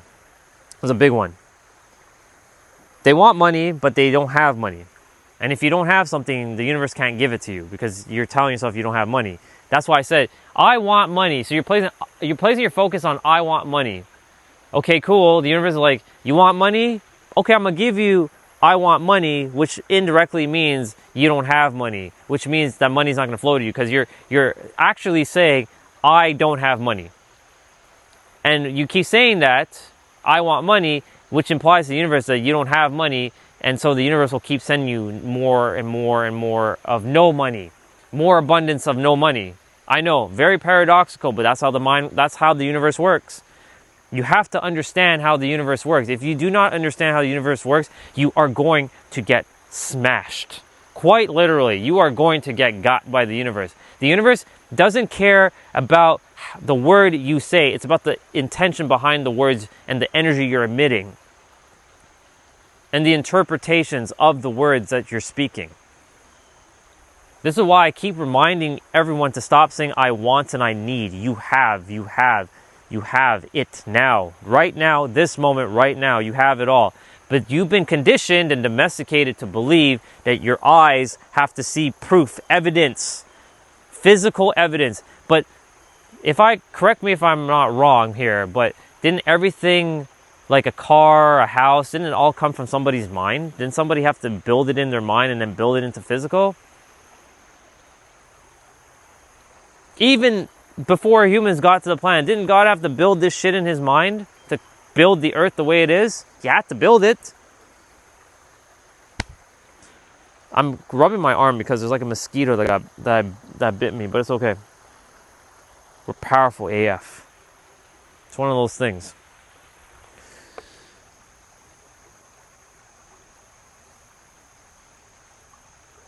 That's a belief. Dude, my right arm, my right hand and my left hand can be itchy. That doesn't mean shit. That's just another belief that people say, which is cool. That's a good belief, right? Right now it's itching. I have lots of money. My right one, same thing. I have lots of money. There was a palmistry person, just so you know. I'm going to share something with you.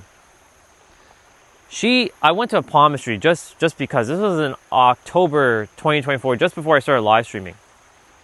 She read my left palm. She's like, ooh, you're going to struggle with money for the rest of your life. How? You know, it's so fascinating when people who are in the spiritual community who do palmistry, what fucking frequency are they on when they're reading your palm? I went back to the psychic that I did a psychic reading because I'd never done one before. I wanted to experience these things. The psychic was on point. She's like, you're meant to bring something into this world that has never been brought into the world. You're meant to do something extreme. I'm like, you damn right I'm here to do something extreme. And she's like, you're meant to be extremely rich. So it's funny, one person says I'm meant to be extremely rich and one says I'm going to be poor for the rest of my life. So who the fuck are we listening to? Do you see? It's basically based on where they are and the frequency they're on. I took the psychics one more for real than the palmistry one. Because the palmistry girl, when she was reading my palm, she's like, yeah, you're going to struggle with money. And she put that fear into me for a moment. And not to be reminded who the fuck I am. I'm the universe in human form. When the fuck is the universe ever lacking? Huh? Sure, for a while, my money was kind of low. But here's the thing. Even my journey was like, sometimes we that has to go through a very longer period of bringing something that's so extreme into fruition.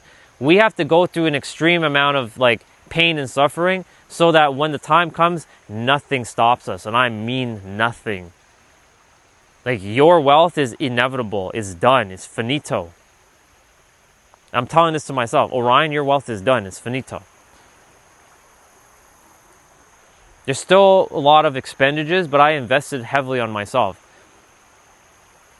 Those expenditures is not because I was bad with money. I've always been great with money. That's the one skill I have. I'm really good. And I've always been resourceful. Right now, there's just being replenished by the clients, and I'm just paying things off little by little. That's why I haven't really done much of anything. But at the same time, I'm not limiting myself to like what I can experience, but I also tell myself that, look, this is a moment where shit is unfolding for me. Because if it wasn't unfolding for me, then why am I here? Why am I feeling the things I'm feeling? Why am I thinking the things I'm thinking? It doesn't make any sense. Why is every single friggin' person now who's in the spiritual community starting to say, remember who you are, remember who you are? And I started saying that last year in May when I had my memories unlocked. Remember who you are, remember what you forgot. And now everybody and their fucking mothers are saying the same shit too. Because my journey is meant for something even bigger. And all of you, if you're not where you are right now, that's okay. Because guess what? You're going to be exactly where you're supposed to be. You may have to go through another 5-10 years of undoing shit. I really hope it doesn't take that long. But remember, time's an illusion anyways. But hear me out on this. It's fucking inevitable for you. It's fucking inevitable for you. If you found me, it is inevitable.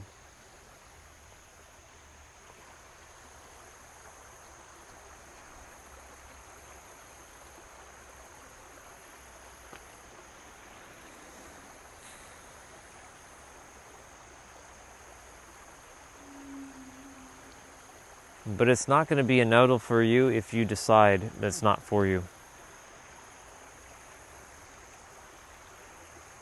If you allow the mind to domesticate you into believing, or I would say finesse you into believing or knowing that you're never going to amount to anything. Hello, there are people in this world. There are people in this world right now who are doing the unimaginable. And you can't even realize because you're not in a frequency to see them. But they exist. Different frequency, different reality. Different frequencies, different language. Different frequency, different world. There are 8 billion different frequencies living on one planet. Some frequencies are almost identical, but you have your own unique frequency.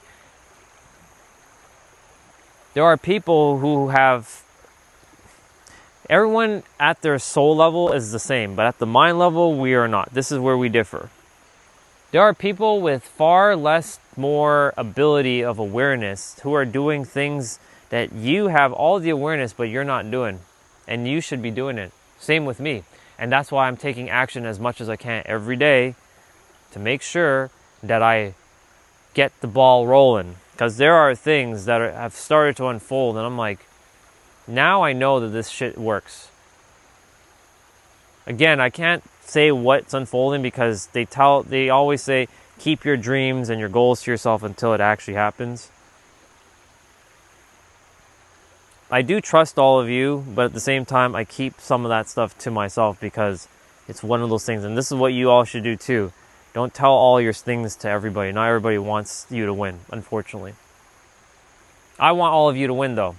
So you don't need to tell me what that is, but you already won. You already have it because I want you all to have exactly. And when I say want, I know you already have it. See? Caught myself. You already have it. It's done. It's finito. Do you see how domesticated that word want is into us? Where it's so like, we naturally say that. It's so, we have to naturally start to get domesticated to knowing we already have it. Where you just automatically start saying knowing.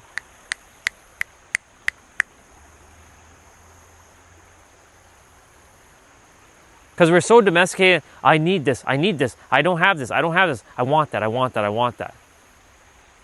We've been trained, all of us, to some extent, very backwards, unless you had parents who were very conscious. But again, remember, I go right back to the beginning of this talk. Please forgive your family. Please forgive them for what they have done for you. They didn't do anything to you. They did stuff for you. That's for you is empowerment.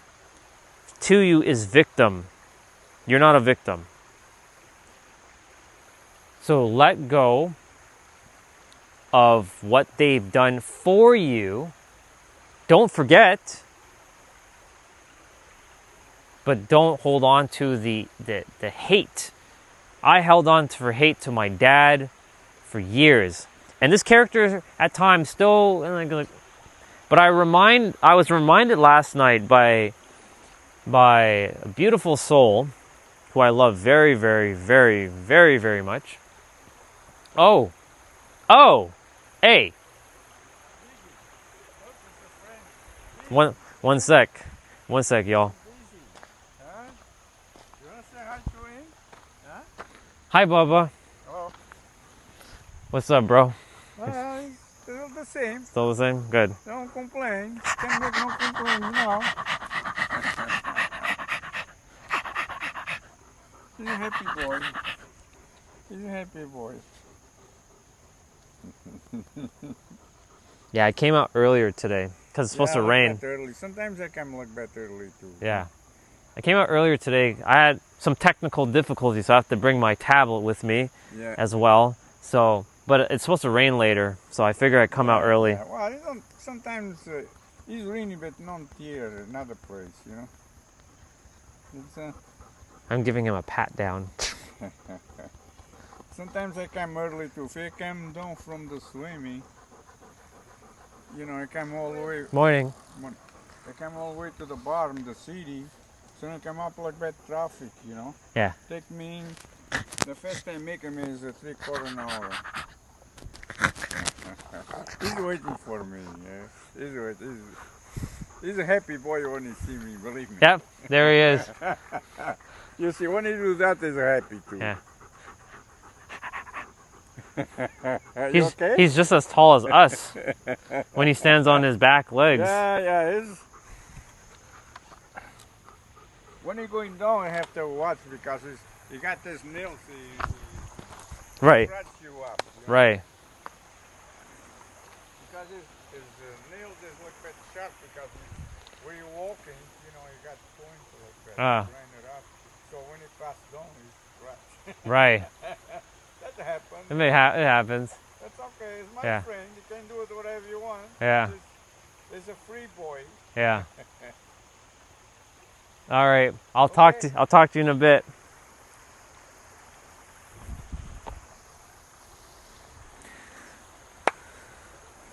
Where was I?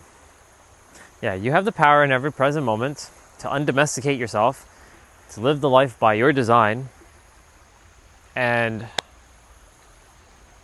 I really do mean this, and yes, you heard me do the I like when the dogs are around and I can do that. You know why? Because I remember, not to get too deep into this is off topic, I do remember when I was a dog. But that's a different story. Hello. Ms. Jello Cupcakes. That feature, if I didn't have my tablet, doesn't work on my phone. And I wouldn't have not seen your hello if you... So I would recommend, if you ever come on my stream, just type hi and I'll see it. It'll be easier. Because that said hi feature, if I'm using my phone, but today I have my tablet because there's some technical glitches happening, I can see your message. So hello, by the way. Good to have you. Yes. So back to what I was saying. You have the power in every present moment to undomesticate yourself, to domesticate yourself to the way you're supposed to be by living in abundance, living in harmony with the universe. Because the universe is actually abundant. We actually created something into existence that should have never existed. You know what that is? Illusionary fear. Not instinctual fear, but illusionary fear. What's the difference between instinctual and illusionary fear? I'll tell you right now. Illusionary fear, or actually I'll start with instinctual fear. Instinctual fear is like if a lion is coming to eat you, because you have the thing called the amygdala, which is the fear center that made sure that when threat was happening, you were able to do things. It activates your fight or flight response. Like if you need to fight or you need to flight, or freeze or fawn, whatever that is. If a car is coming at you, right? Get out of the fucking way. That's instinctual fear. That's why you have your amygdala. If you didn't have your amygdala activated, you wouldn't have that fear center. And you would not know the difference between what's danger and what's safe. So that's instinctual. And yes, we all have it, and you can't really turn that off. It's just kind of built within. But then there's illusionary fears. Like the fear of feeling seen, the fear of being judged, the fear of being heard, the fear of stepping out, the fear of asking for more. These are illusionary fears. These fears are not real. And that is what we created into existence that should have never existed. Ever. That's how powerful we all are. Collectively, we all brought those types of fears into existence that should have never existed. Period. But now they exist. And now they rule the world. To some extent, everybody has this unworthy story or not good enough. I'm unworthy or I'm not good enough. It always comes back to these two things. At the core, I'm not worthy and I'm not enough. And I'm not enough means I'm not good enough. I'm not meant. I'm not made for this. I'm not cut out for this. This is not for me. Blah blah blah. I'm not enough is basically that. That's the core. Like that's a core wound. But I have news for you. There's two antidotes to that. There are two. One is actually more than the other, but this one, I'm going to name both antidotes.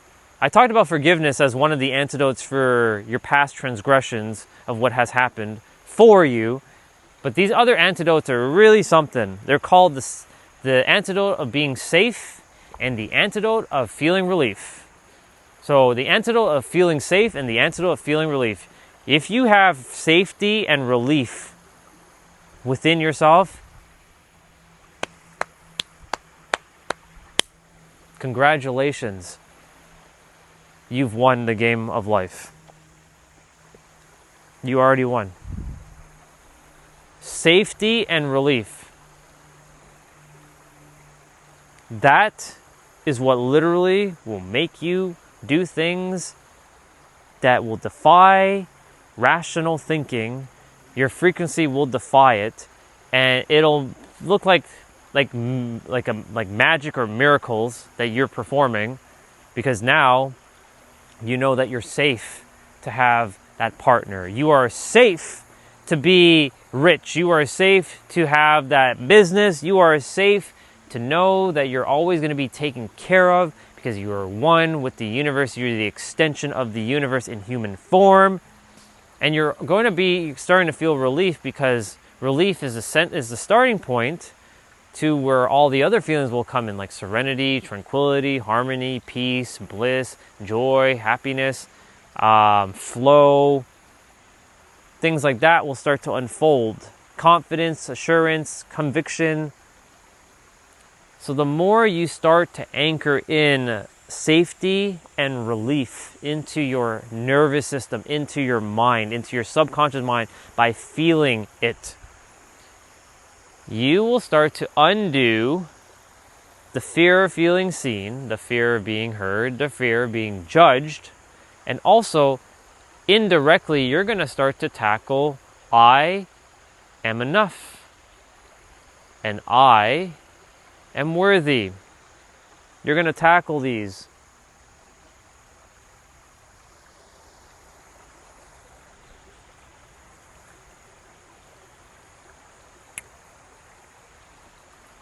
And when you tackle those, watch as life starts to unfold in ways that you would never have imagined. Ever.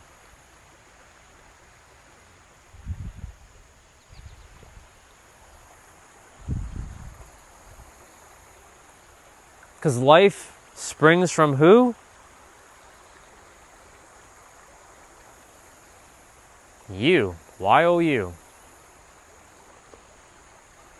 And when Winston was sharing his perspectives yesterday after I was talking, and I was just listening to him, I was just like laughing my ass off internally.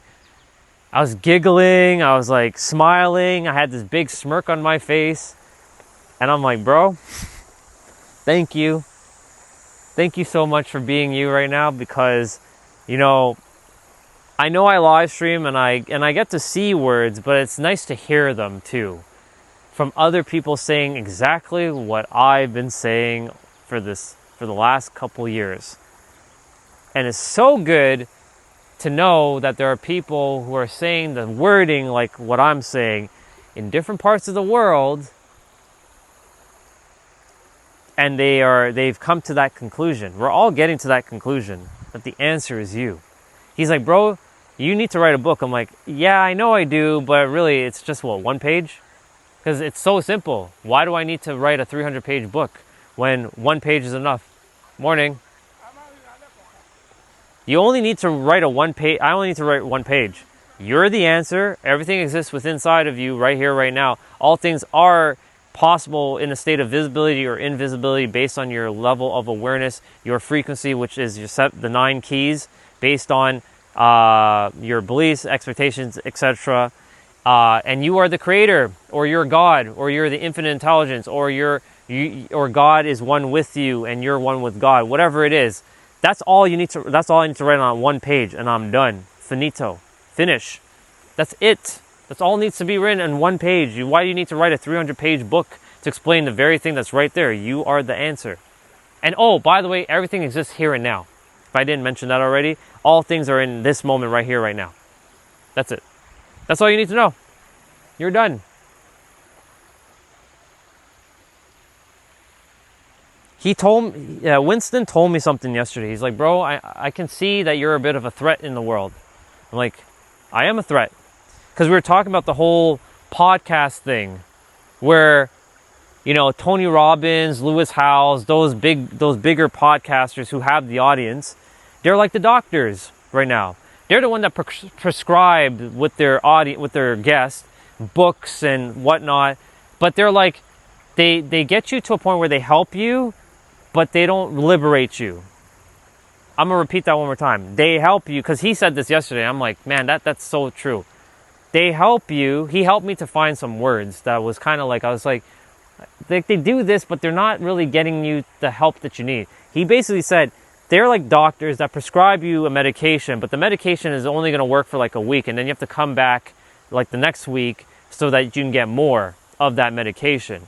But they don't actually solve the root cause. They just help you temporarily, so it makes it feel like you're actually achieving something, and then you have to come back the next week and keep watching their stuff. And so when I go on their show, I have to play their game a little bit. I can't be like, yeah, Lewis Howes and Tony Robbins and Mel Robbins and Jay Shetty and Vishen Lakhiani and all you big streamers or you big YouTubers, your time is up, because there are so many people in this world that already knows who the fuck they are. They don't need you. You're here to help those individuals who think they don't know who they are, and you're going to help them for a bit, and then they're going to stay stuck and watch your content because they think they're achieving something, and that's fine, because that's what happened for me for years. That's why I watched it's closer to 50,000 hours of content now. When I really think about how much hours I really spent, it's closer to 50,000 hours of content. That's a lot of fucking content to consume in 7 years. It's crazy. Anyways, I was a man possessed with information. Hey, Ashanti, good to meet you. I'm just talking about the domesticated mind. Pleasure to have you on. So I spent like 50,000 hours watching, consuming content on personal development, mindset, relationships, health, wellness, spirituality, esoteric, religious, metaphysics, occult, everything you can think of. The mind, how it works, the brain, your body, like your internal organs, health, that's where health comes in. And I kid you not, every book doesn't say this, but every book you are about to pick up is always going to lead back to you. It's always going to lead back to you. It can't be anything else but you. And so if I'm on when I'm on their show, I have to play their game a little bit. Because if I tell them, you guys basically have these big audiences that keep coming back every damn week to watch your show, but you're not saying anything, you're not saying the what they need. You're giving them what they think they want. But what they actually require is something that you're holding back, because you want them to buy your books. You want them to buy your courses. Look, I'm not here to stop your businesses, but let me just be blunt with you. You're the answer. You don't need anything else but that. So if I when I go on their show and I say something like that, that's going to stop They're not gonna post my episode. So I have to play a little bit of their game, unfortunately. I got to play the social media star, the little bit of a game. But I'm letting you guys know in advance that I will be playing that game for a little bit, but know that that's not who I actually am, because at my core, I'm going to tell them that you are the fucking answer. I'm going to have to reword it in a way where people are going to want to come back to their show, so I'm not going to stop them and lose all the subscribers. But here's the thing. I would rather people unsubscribe from channels and start to live their fucking life in this moment right now. If you want to go back to the channel because you enjoy the energy, that's cool. But know this, and that's why I always say, you don't need to subscribe to this channel. If you want to and you want to support this channel, amazing. I appreciate it. You don't have to though, because I simply want you to know that you have everything within you right now. I don't need to give you anything else. I'm just reflecting back stories, metaphors, parables, and my personal experiences on how I got to where I am, so that the rest of you know that it's possible for you too. It's not just possible, it's fucking inevitable, okay? Let's just be real. It's fucking inevitable for you. And so you have the power in every present moment to undomesticate your training that has been given to you by your parents, and remember to forgive them, right? Because that's one of the antidotes. One of the 3 antidotes: forgiveness, giving yourself safety, and feeling relief. These 3 things, I promise you, your life's going to fucking change. But you have to give that to yourself internally.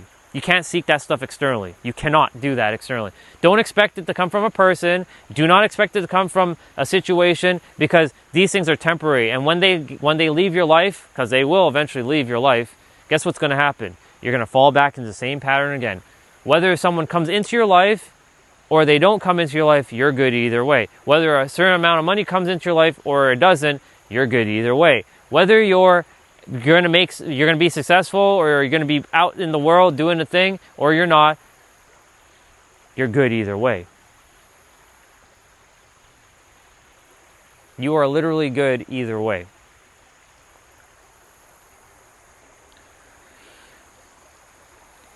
But you have to give that all internally. To my future partner, it's not really future, to my partner, I love you very, very much. But I love me. And it always started with me. And I love me so much that I'm good with or without you. And the same goes for you.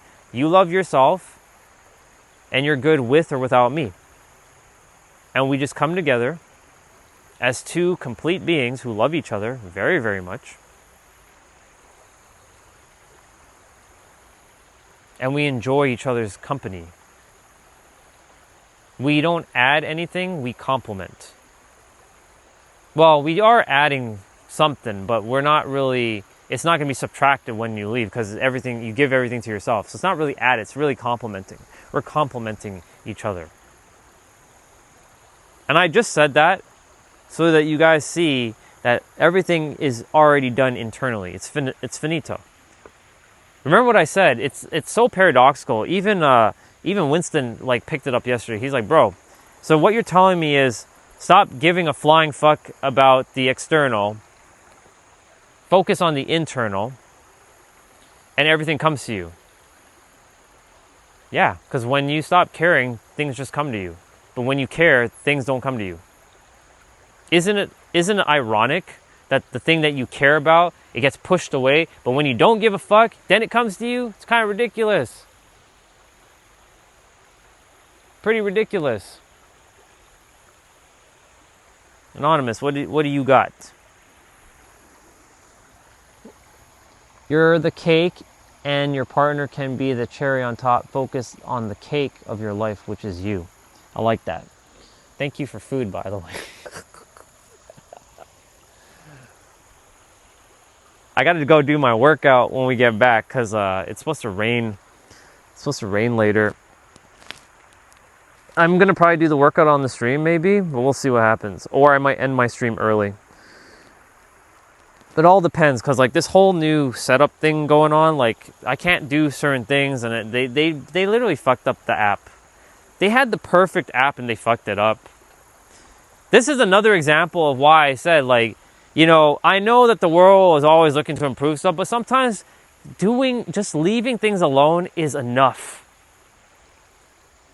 And we start to complicate things and make things more difficult when it really is so simple. They should have just the app was so fucking perfect. The only thing it was missing was to mute the camera. That was it. That's all they needed to add. They didn't need to do all this other shit that they did.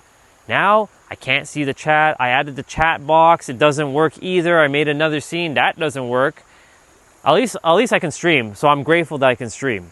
And I'm grateful I came up with a solution that I can improvise. So that's cool. I'm glad I have that ability to improvise on the fly. But anyways, to get back on topic, you know, it's so fascinating how such small things can make tremendous impact, both positively and negatively. I told Winston yesterday, small hinges swing big doors, and a light bulb went off in his head. I saw his eyes light up when I said that. And I'm like, hey bro, I see you felt something there when I said that. Want to share what happened? I was observing him. He's like, bro, I've never heard that before. I'm like, yeah, bro, think about it. Small hinges, which is small movements, small actions make tremendous movements in reality. Small micro steps. Morning. Small micro steps lead to big ass like movement.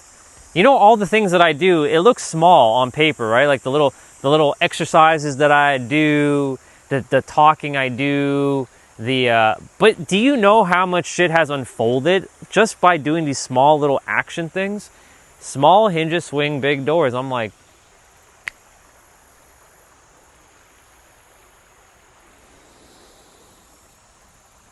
birds in a golden cage, exactly. Because a bird is so powerful, it can actually open up the damn cage. And I've actually drew this on my stream at home, but technically I have the tablet here. I could actually open up the note app and draw it right now. This is a beautiful thing. This is where this gets a little convenient. See, finding some positives. Not focusing on negatives, focusing on the positive. Anyways, you draw yourself, you put a stick figure, and then there's a circle around it. That's the cage. Then there's a key that's outside of the cage because you chucked it outside. You basically, this is what you did. You, based on the conditioning, your domestication programming that you may have not known, you were put in a cage. That's fine. That is not your fault. But don't ever blame yourself either, okay? Then you come to realize that you've been conditioned, domesticated, and programmed. This is where you start to build awareness. But you still adhere to it. Okay, that's fine. You still adhere to the conditioning, domestication program. And you say, well, that's just who I am. You know how dangerous that is when you, from the negative aspect, to say, well, that's just who I am. Thank you, appreciate it. I wasn't even going to read that. Something that says full of shit doesn't really matter. Thank you for that, by the way. And so, he's just not ready. He's not locked in. So, it is what it is. And so, you still choose to say, still entertain that kind of stuff. Okay, fine, whatever.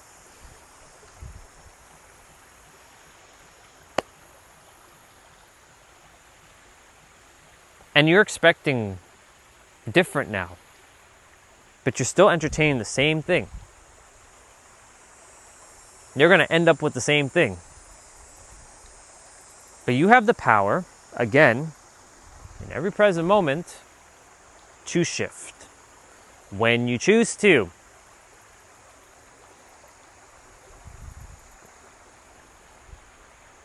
That's not what I wanted to say, but that's what's coming out right now.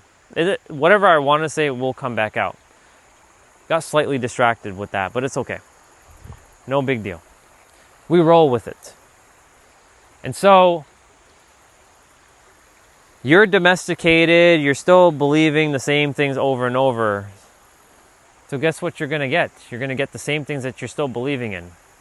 And this is the thing where thinking the same thing or doing the same thing over and over and expecting a different result. That's the definition of insanity. Quite literally. Doing and saying or speaking or expecting something different while doing the same thing over and over. You think you're gonna get the same result? You're gonna get the different result? No. No way. It's not happening. So you have the power in every present moment to undo your domestication, but you're building awareness. And it's okay, remember, if you weren't aware, don't blame yourself. If you're aware now and you're still entertaining it, don't blame yourself. Remember, the goal is to eventually get to a point where you're shifting and you're not giving meaning to things. You're like, okay, so I was like this for 20 years, that's fine. I'm now shifting to this, and it may take some human time for it to happen, but it's happened. But I know that there's a version of me who's already done. If you're not aware of that, that's okay. You will get to that point where you will be aware that there's a version of you who's already mastered themselves completely. I've already walked into that version here right now. And I'm still mastering myself, but I'm mastered in a different time space, different parallel space, but I'm matching that version who I know already exists. And I'm locked the fuck in. That's why I'm so confident with everything I say. The reason why people who get triggered to the things that I say is because they know that I'm right. And it goes against their belief because they've been domesticated into believing that what something I'm saying is incorrect, and it threatens their identity center. Some people just want to just create problems out of nothing. Right? Like that individual just now, I don't even know what he said. I have no idea. Thank you for zapping that out of my existence. That's why I have high respect for you, Anonymous. And by the way, just so you know, I actually mentioned you last night, and Jeanette said something really cool. She's like, I really, really, really respect Anonymous. Because I shared with them that it's you that's posting all the reels, and we're just having fun with it. Whether it has thousands of views, 1 view, right? We're just having fun. So, bigs up to you, by the way. Take a moment to celebrate yourself because you're a really good person. And I want all of you also to know that you're also very good too. Each of you are excellent people. Take this moment, each of you, to acknowledge yourself. To be proud of yourself. To love yourself. To enjoy who you are. You're in the process. You may not be where you think you are, but you are where you are within your inner world. And it's okay, you're shifting, but be proud of who you are. Because you're going to start to build momentum. You're going to start to build this energy within that's going to help you to propel yourself and bring it without. But again, remember, you're not focusing on the out. The mirror must be in a state where like it'll finally just start matching.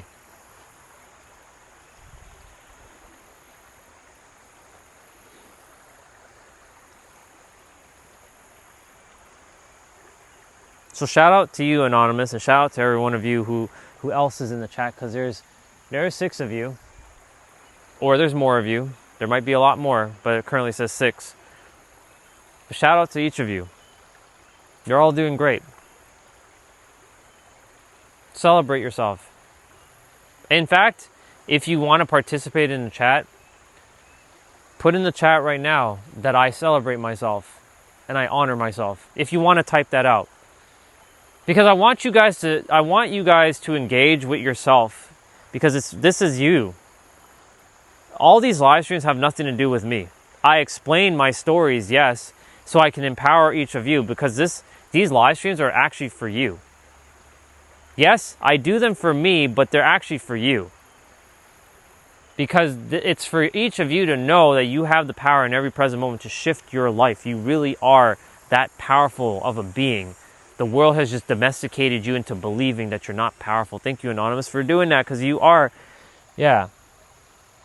Perfect. I'm glad that you celebrate and you honor yourself, because that is fucking important to do. I'm proud of you. You've come a long way in a short amount of time, too. That's why I said to celebrate and honor yourself. Because the mind makes you forget that you accomplish all these things. And I was sharing this again with Winston yesterday. I literally dropped the fucking master class with him yesterday. I literally gave it all as fast as I could without missing anything. I did my best, but there was still so much to talk about, but I covered all the bases.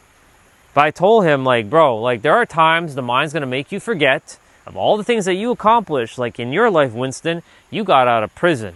You were wrongly convicted of something. You got your ass out of that prison. You raised enough money to get yourself bailed out. You were able to go to a radio network station and share your vision with them.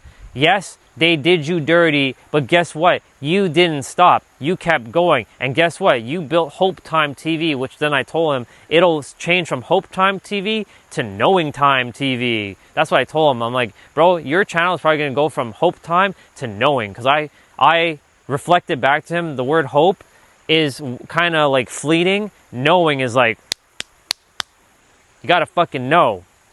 Right? In the beginning, yes, when you don't have the knowing, you're going to have to hope and believe. But as you start to build your repetition and your muscle within yourself, you're going to start to get to knowing. So I told him, like, you created Hope Time TV, having this amazing community, being in jail and convicted, wrongly convicted of something that you did not do, and you still chose to come out in the world, not be a victim, and choose to be a person who chooses to still help people and be compassionate for other people who are going through things. So you, sir, congratulations, celebrate and honor yourself. And I did tell him that yesterday too.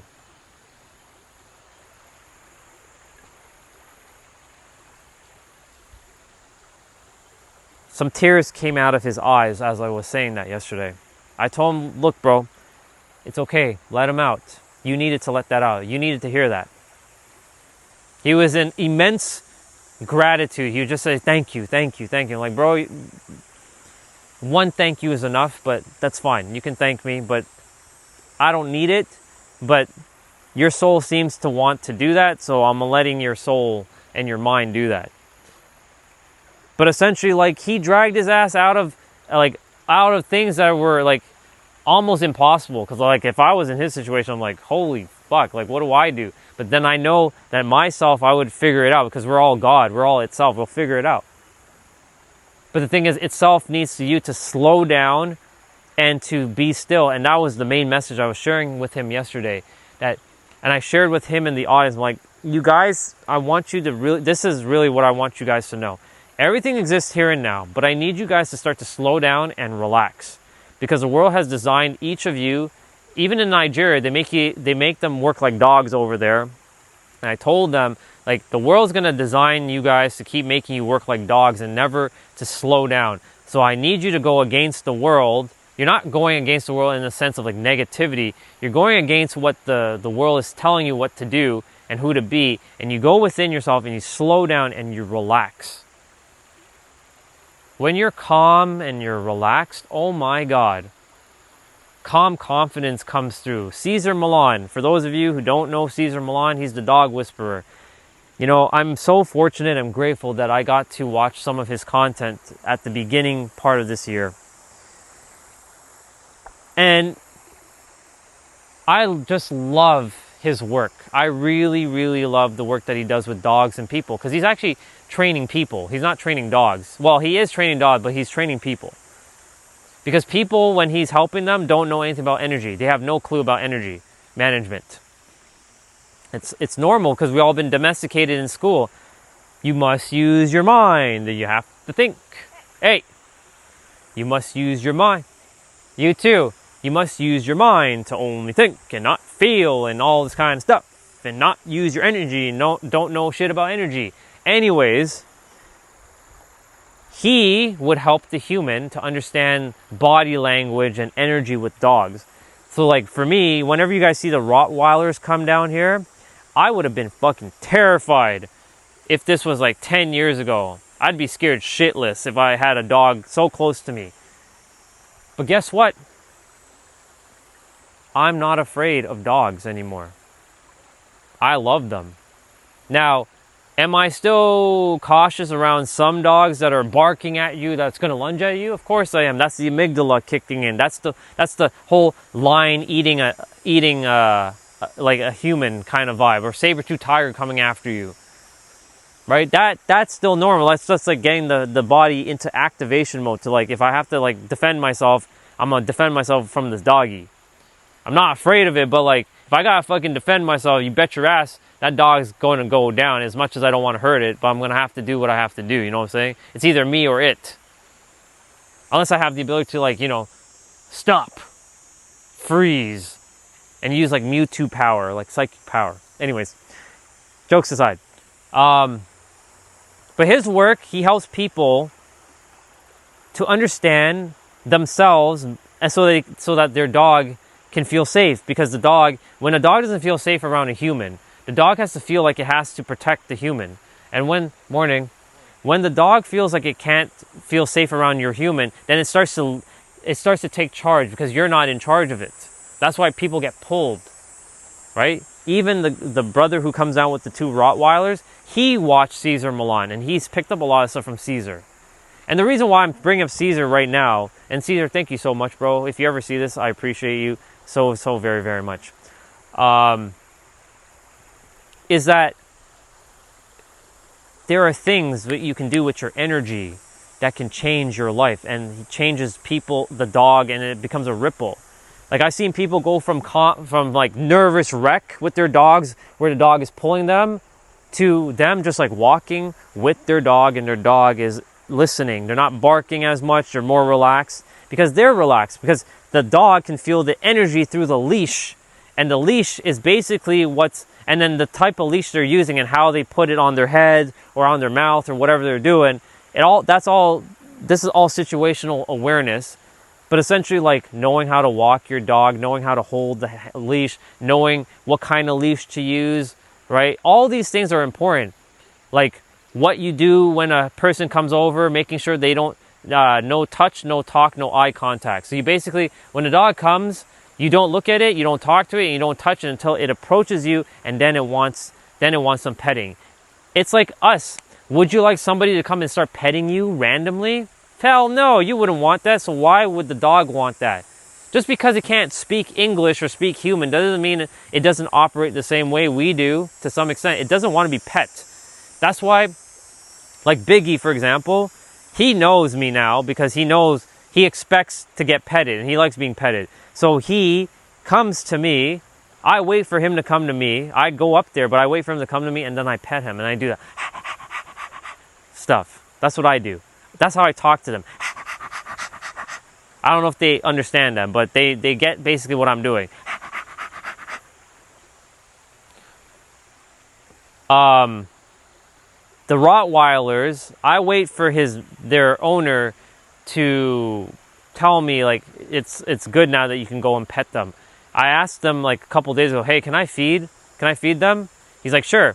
So they took it. The other one of them is a little bit more rough, but I didn't touch them right away. I didn't look at them right away. I basically, no touch, no talk, no eye contact. No touch, no talk, no eye contact. Until they come to you. And the reason why I'm going deep into this right now is because the domesticated mind, who doesn't understand who they are, is going to keep making the same mistakes. And it's not really mistakes. It's just being unaware of what to do. And when you're unaware because you've been domesticated to do it this way all your life, what are you expecting? A different result? No, it's going to happen. Like if you're all tensed up, the dog can feel you're tensed up, and that's nervousness to the dog. You know the dog's actually more afraid of you than you're afraid of the dog. Same goes with cats too.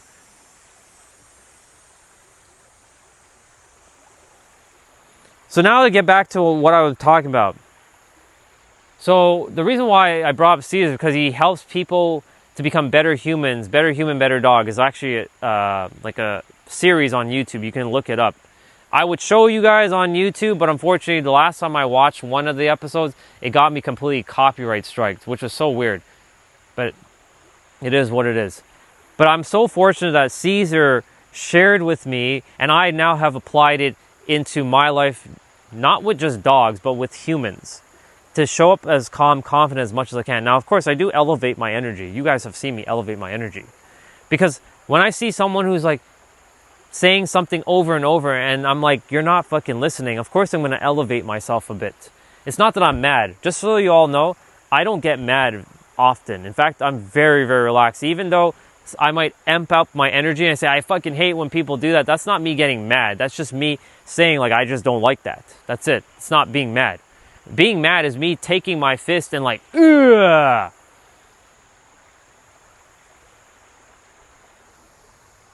That's what, for me, that's what being mad is about. Like, just like, ugh, like picking up stone, like, ugh, and like, ugh, and like stuff like that. And fuck this, and fuck that, and fuck, and lots of F words will come out as well. That's basically getting mad. For me, yesterday with the whole technology thing, yeah, I got a little upset. I got a little frustrated. But you know what? I figured out a solution. It works right now. It's not the greatest solution, but it works. I got to master myself and I got to improvise to see how I'm going to handle this. And sure enough, here we are. Yes, when we walk back, it's going to be a little bit of an annoyance because I can't see the chat unless I hold the tablet in my hand and I have to hold my bag. I only have two hands. So we're going to see how we're going to navigate with holding a tablet in my hand while I'm walking with the gimbal, right? For the time being, it is what it is. Just got to roll with it. Just got to roll with things sometimes. Anyways, when you're calm, confident, watch as life starts to unfold so easily. Because when you're relaxed, when you're calm, when you're centered, you get to see things, you get to observe more, you get to feel things, you get to see what's working, what's not working, how you can keep shifting, knowing that reality is springing from you. Even though there's some things in reality that happen that are not by your design to some extent, because there's other creators, other gods out there creating their own thing, and then they can influence your universe. But the thing is, that game has already been played, and knowing that that's already been played, things have to unfold exactly as they're supposed to unfold. What I'm getting at is this, that you can calm, confidence, relax, CC. Remember, not credit card, calm confidence. Or CRC, calm, relax, confidence. How about that? CRC, do a CRC check. For those of you who don't know what CRC is, it's an error and correction mechanism found in computers for memory. CRC check. So that's a new acronym that just came through. Congratulations, you guys are the first to hear this. Even I'm the first to hear it too, because I just came up with it. CRC, calm, relax, confidence. Calm, relax, confidence. Calm and relax are basically the same word. They're interchangeable. So it could be relax, confidence, calm, confidence, CC, or calm, relax, confidence. Just to throw in that extra word just to give it a little bit more oomph. When you're more relaxed, more calm, you become more susceptible to things, both positively and negatively. So here's the thing. So I've talked about this plenty of times, but there's always someone new scrolling on by. Whenever you're on social media and you're scrolling and time passes by and you're like, wait, it's already 10:28 and you thought it was only 8 o'clock? Yep. Basically, that phenomenon is when you get thrown into theta, which is a theta brainwave state. And the theta brainwave state or the alpha brainwave state are the relaxation states that allow your subconscious mind to be susceptible to all types of information from an emotional state of being, or emotional state of awareness, where you're taking in information, whether both positively or negatively, and you can be catching a stray bullet that was never meant for you, that isn't really meant for you at all, like taking on someone else's trauma, saying, yeah, all men are pigs, or all women are blah, blah, blah.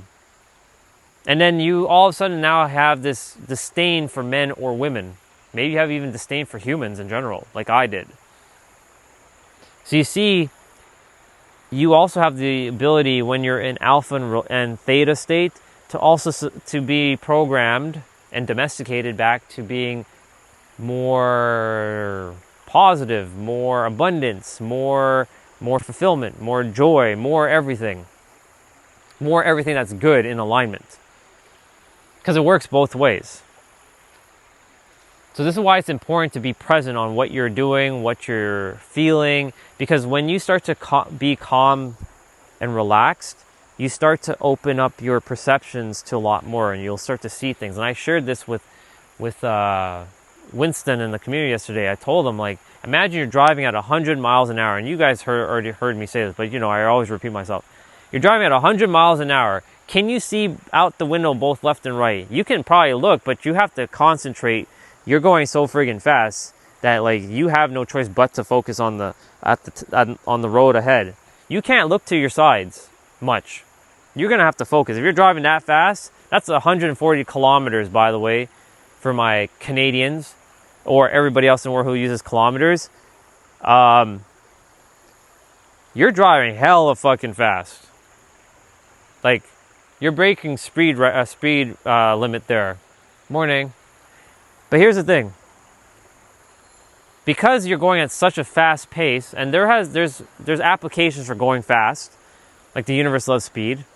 You have to know when to use speed, of course. But if you're like attempting to look at everything by going so fast, you're going to make mistakes. You're going to flop, you're going to fumble, you're going to create a lot of problems. Drama, conflict, difficulty, stress, annoyance, irritation, frustration, all kinds of stuff are going to start to show up when you're going so fast. And all you got to do, this is the antidote to that, slow down. When you slow down, you start to notice things more. You start to see things that you wouldn't have seen before. By the way, I'm slowing down right now. There's 1, 2, 3, 4, 5, 6, 7, 8 ducks over there.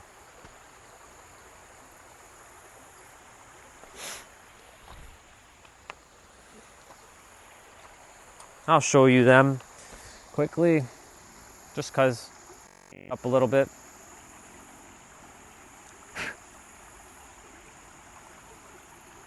Where the hell are they? Oh.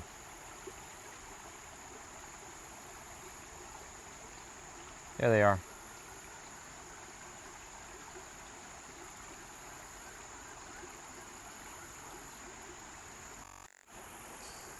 I feel like the whole camera is also slower. Yeah, they really screwed up this app.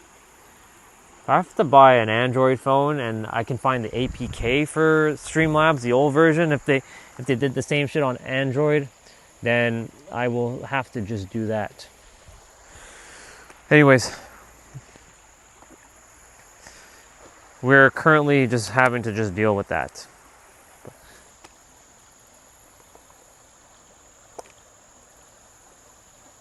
There, solution. I found a solution because this rock was like, we're good. So when you start to become more relaxed, more calm,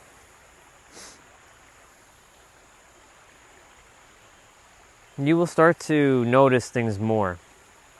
Your words you speak, the things you're thinking, the things you feel, the beliefs you believe in, and you start to question things like, why do I feel things like this?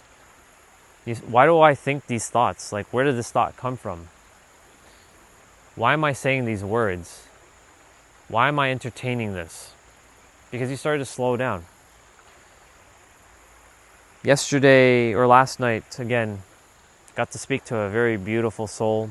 Really, really love that person very, very much. She mentioned something to me. She mentioned about her mom, like her parent. Not to get too personal, but it impacted me because I'm so proud of her for the shift that she's feeling towards her parent.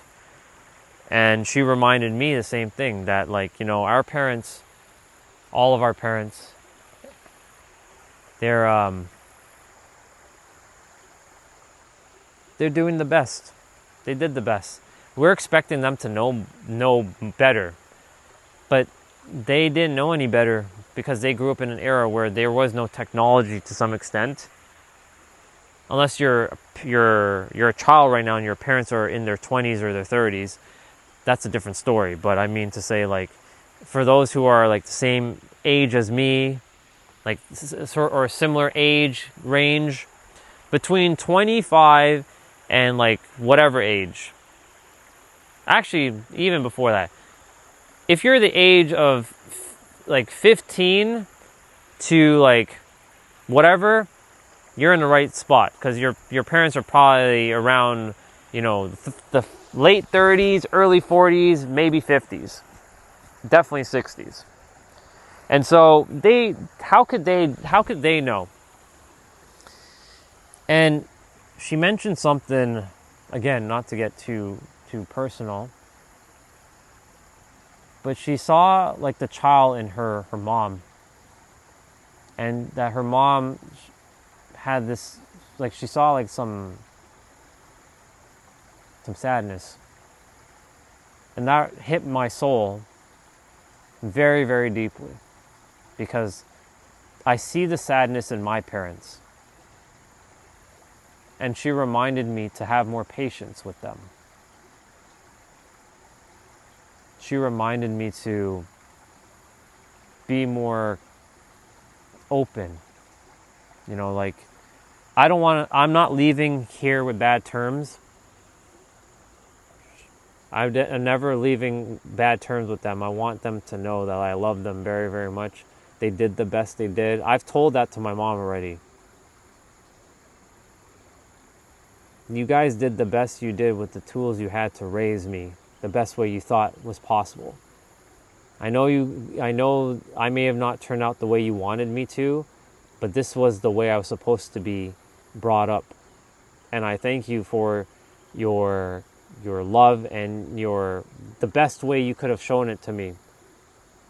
The best way that, you know, they did. I was the kid out of the three that got to go on trips. I got to have dinners with them when they were actually more of like a couple back when I was young. It was just me, mom, and dad. It wasn't my brother and sister. My brother and my sister missed out on a lot of things.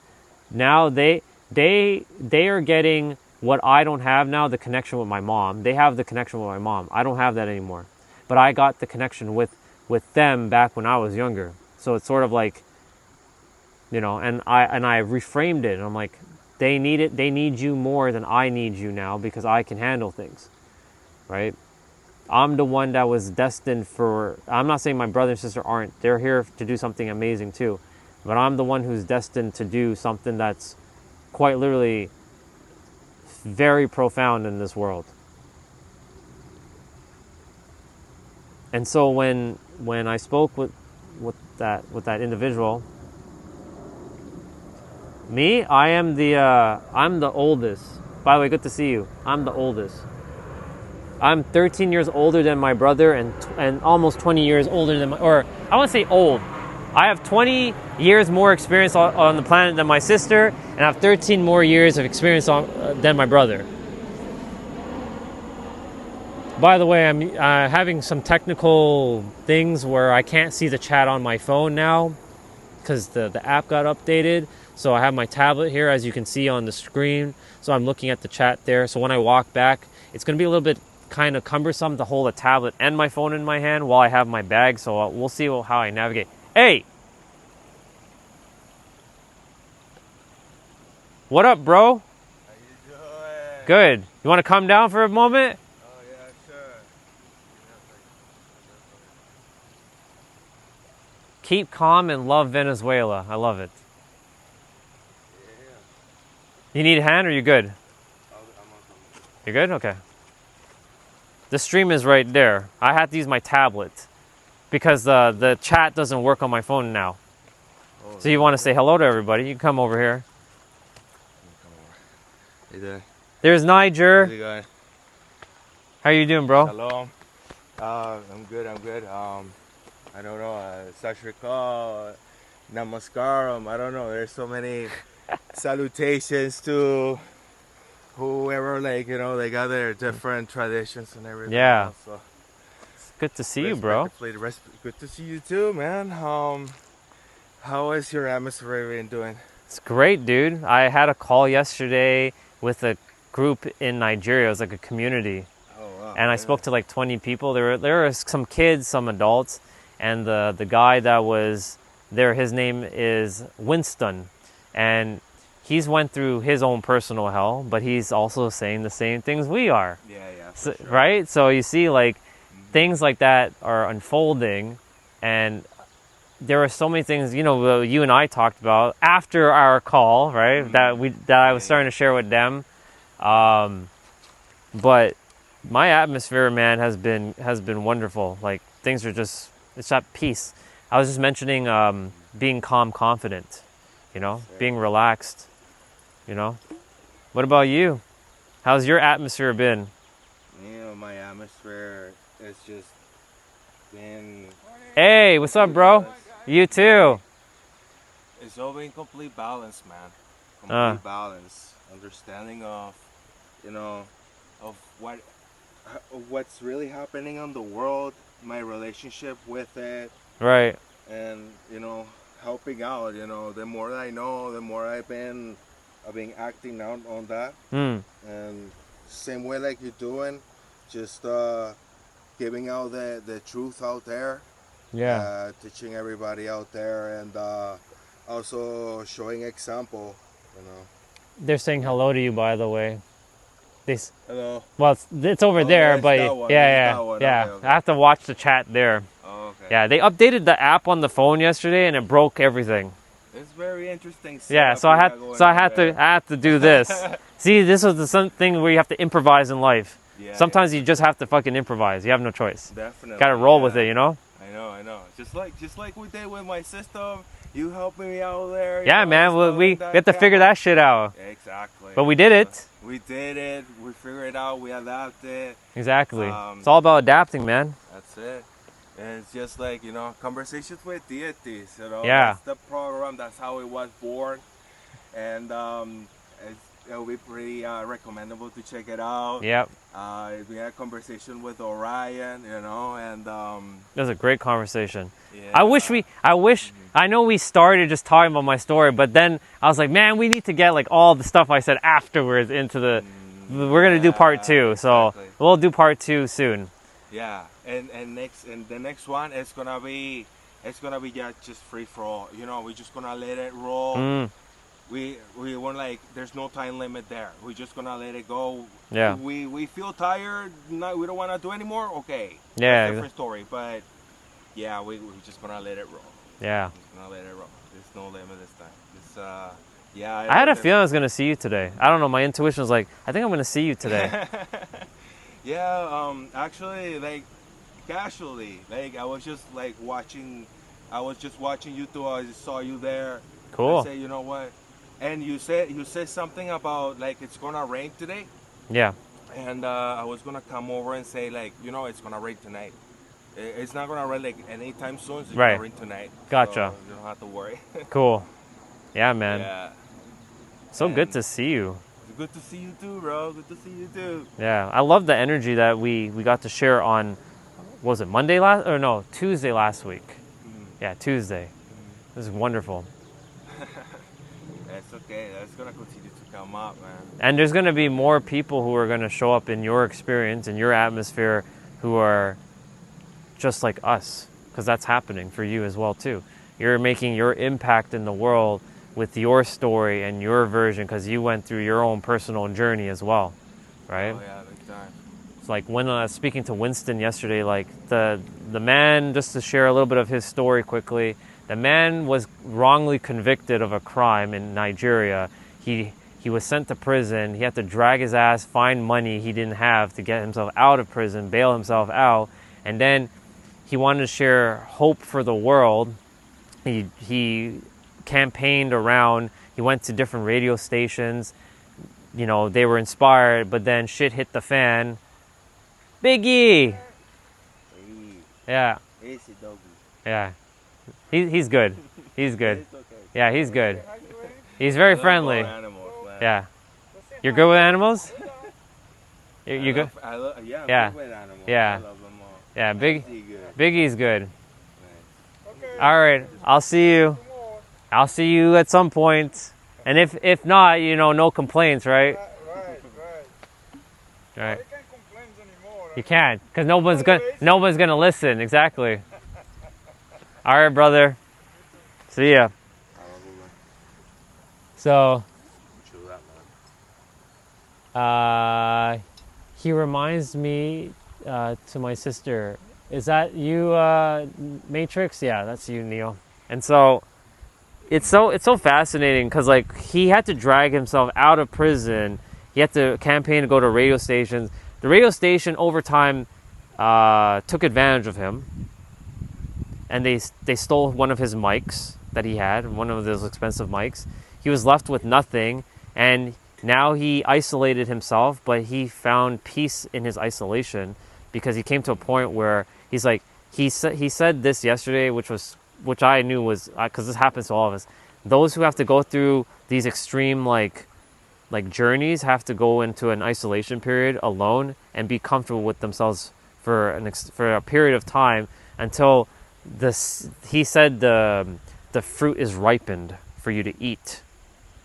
Like your fruit is ripening, mine's is ripened. In fact, yours is already ripened. I'm not adding time to you. Yours is already done. Same with his. I told him like his fruit is ripened, and like the world is just waiting for each of us, and the world can't stop what we are. Yeah, that's it. Like I've been saying, there's just a quickening. There's a new era coming in which everybody is being affected. It's an era in which like everything that is being built on illusion and falsehood is just gonna fall down like a broken mask. And like we're gonna be there to guide others, to wake others up, to help others, to guide. And like there's gonna be a lot of people. They're like very connected dissonant, meaning that they will continue to believe, they will continue to be attached to their beliefs, no matter like because they grew up. That's all they know. And that's actually what we're talking about today. Domesticated. Being domesticated, because like there's conditioning, domesticated, and programming. So tomorrow or whenever I talk about it, will be programmed, but there's basically all three in the same. It's literally you got trained to do this thing or to be this way, but you have the power in every moment to shift that domestication to something that can actually help you and undomesticate yourself from something that's not helping you to domesticate yourself into something that can help you, right? Because you're always going to be somewhat domesticated, programmed, and conditioned. But you get to decide what you're programmed to. Like some will say, I'm never meant to have money, or I'm never going to be in love, or I'm never going to be wealthy, or I'm never going to have this. That's conditioning. That's domesticated. But you can also change the narrative and say, I am going to be wealthy. I have love, because it all starts from within you. That's it. Right? We all create our situations or scenarios from within. Right. From the soul first, and then we project all the way around us. That's how we create our scenario. Exactly. And it's our principles of Freemasonry too. The masonry itself means builder. Yeah, you're building. You know, we're all builders of our experiences. We reveal it and then we build it, because we take something from the mental revealing and then we build it in the physical with hands, feet, whatever we got, with our imagination. Just gonna quickly read the chat there.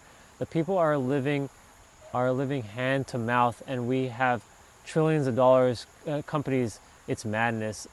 Upside down world. He wanted Matrix wanted to know how you lost your leg, if he doesn't mind asking you that. I lost my leg in a congenital disorder, a genetic disorder called hemiphilia. And it originates from Germany, and it happens to 1 out of 3 males. So in my case, it happened to me. I genetically lost I was born without an ankle, in which my very first year I was operated, and also my tibia was not well formed. And I had to do a few surgeries in order to save my knee, and so I was taking. It's a pretty long story, but okay. So they took out the first surgery. They took out the tibia and the rest of it, the rest of the foot, and they left a little bit of the heel, and that's what they put in the end for me to step on, kind of thing, my stump. and they use the fibula, the bone that supports the tibia, to replace it for the tibia, and that's what they put together with a big nail at first, but then I healed, and then they removed the nail, and that's what I have. And that's how I basically lost my leg, through surgeries. But You know, the beautiful thing is you never once complained about it. no, never. I accepted it, man. I accepted it. And you know what, too? There's a sister who just lost her leg on the stream. I don't know if she's here right now. Her name is Tiff. She just literally lost her right leg. Like, it's up to here now. Like, that's all she has. But you guys are inspiring me because, like, there's no pity, but it's empowerment because, like, what is there to complain about? Like, remember he was just up there saying, like, there's nothing to complain about, right? Because we have the power in every present moment to choose whether we create more problems, more suffering, more complexity in our life, or we can choose to keep it more simple, accept things, and allow things to unfold, and also know that we have the power to also shift our experience in any present moment by using whatever way we got, because we have that personal power within us. That's right. It's all mental. It's all come from up here. He said thanks for sharing, by the way. Hey, you're welcome. I can barely. Yeah. I just gotta go in closer. It's okay. If you need to read anything, I'll bring it. You get ready for it. Yeah. Yeah, I can't complain because nobody's listening. But yeah, you know, the thing is, like, this is why I was today talking about domesticated minds, right? It's unfortunate that this is the one thing that I was sharing at the beginning of the talk, is that our parents, they did the best they did, right? But they didn't grow up with technology. They didn't grow up with the things that we have now, where we have the information at our disposal, right? They didn't have a choice. They were forced into a world where you had to just be that thing, right? You couldn't change unless something inside of you clicked. But then back then, if you thought of these things that we talk about, you'd be considered crazy, and they'd send you in a mental asylum, right? So basically, you'd be like coked up on all kinds of bullshit just to tell you that you're whatever. But in this day and age, we are able to start speaking about these things more freely.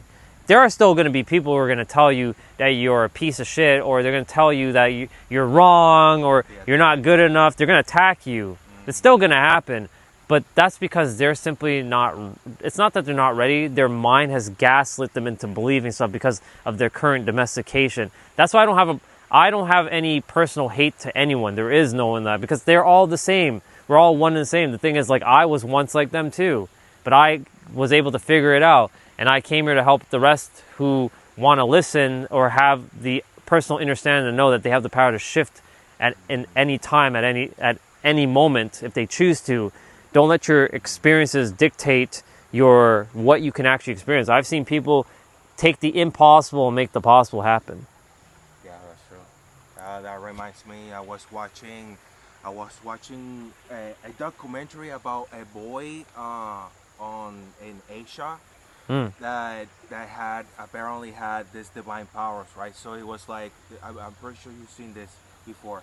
It was some 15-year-old child just sitting inside a tree, kind of, and he was just meditating. He lasted like for 10 months or something. Wow. Apparently, yeah, they were just documenting him and stuff, and like, apparently before that he was saying that he was gonna come back enlightened on all this stuff, but apparently, and throughout all this time that he was meditating, that his own brother was making money out of it. Like, there was chaos around them. There were like all this bunch of people, like believers, looking at, kind of following example, but then at the same time, this guy was just taking advantage of the entire business, and like everybody just making donations. But then at the same time, all the 10 months were up. This guy just suddenly up and gone. He just disappeared. he left his scarf, and then like nobody know what happened after. And I think like there's a lot of similar stuff that happens sort of like that, but this is like not really practical, not factional, too spiritual, too one-sided. So like the way that we're doing it right now is like really finding out the truth of things. We find out, like, we read, we look into things, because everything is on the internet. It is. Everything is on the internet, and it's just like at the end of our fingers, of our fingertips. We have access to everything. And it's funny because it all comes down to awareness. What we're actually aware of and what we search up things or go within. Because, like, you know, the answers, like, for those who are unaware, they won't look inside. They won't, because they don't have the awareness to do that. So they'll go looking for, how do I da da da da da da da da da da da. Bro, what's up? Like, what, like, how do I da da da da da da da da da, whatever. But eventually there's gonna come a tipping point where you're like, well, like, this is what happened for me. Like, after reading all the books and stuff, I'm like, this is all pointing back to me. Why am I not looking inside of me? Like, what do I feel right now?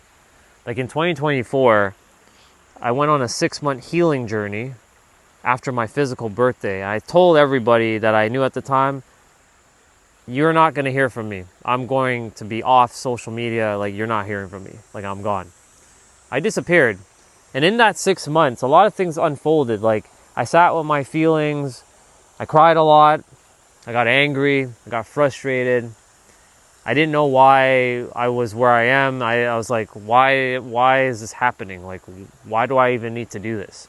And it dawned on me that, like, I could feel everything and undo all my stories, and that we're the creator of our own story. We're the director, the screenwriter, the character, and the producer of our reality.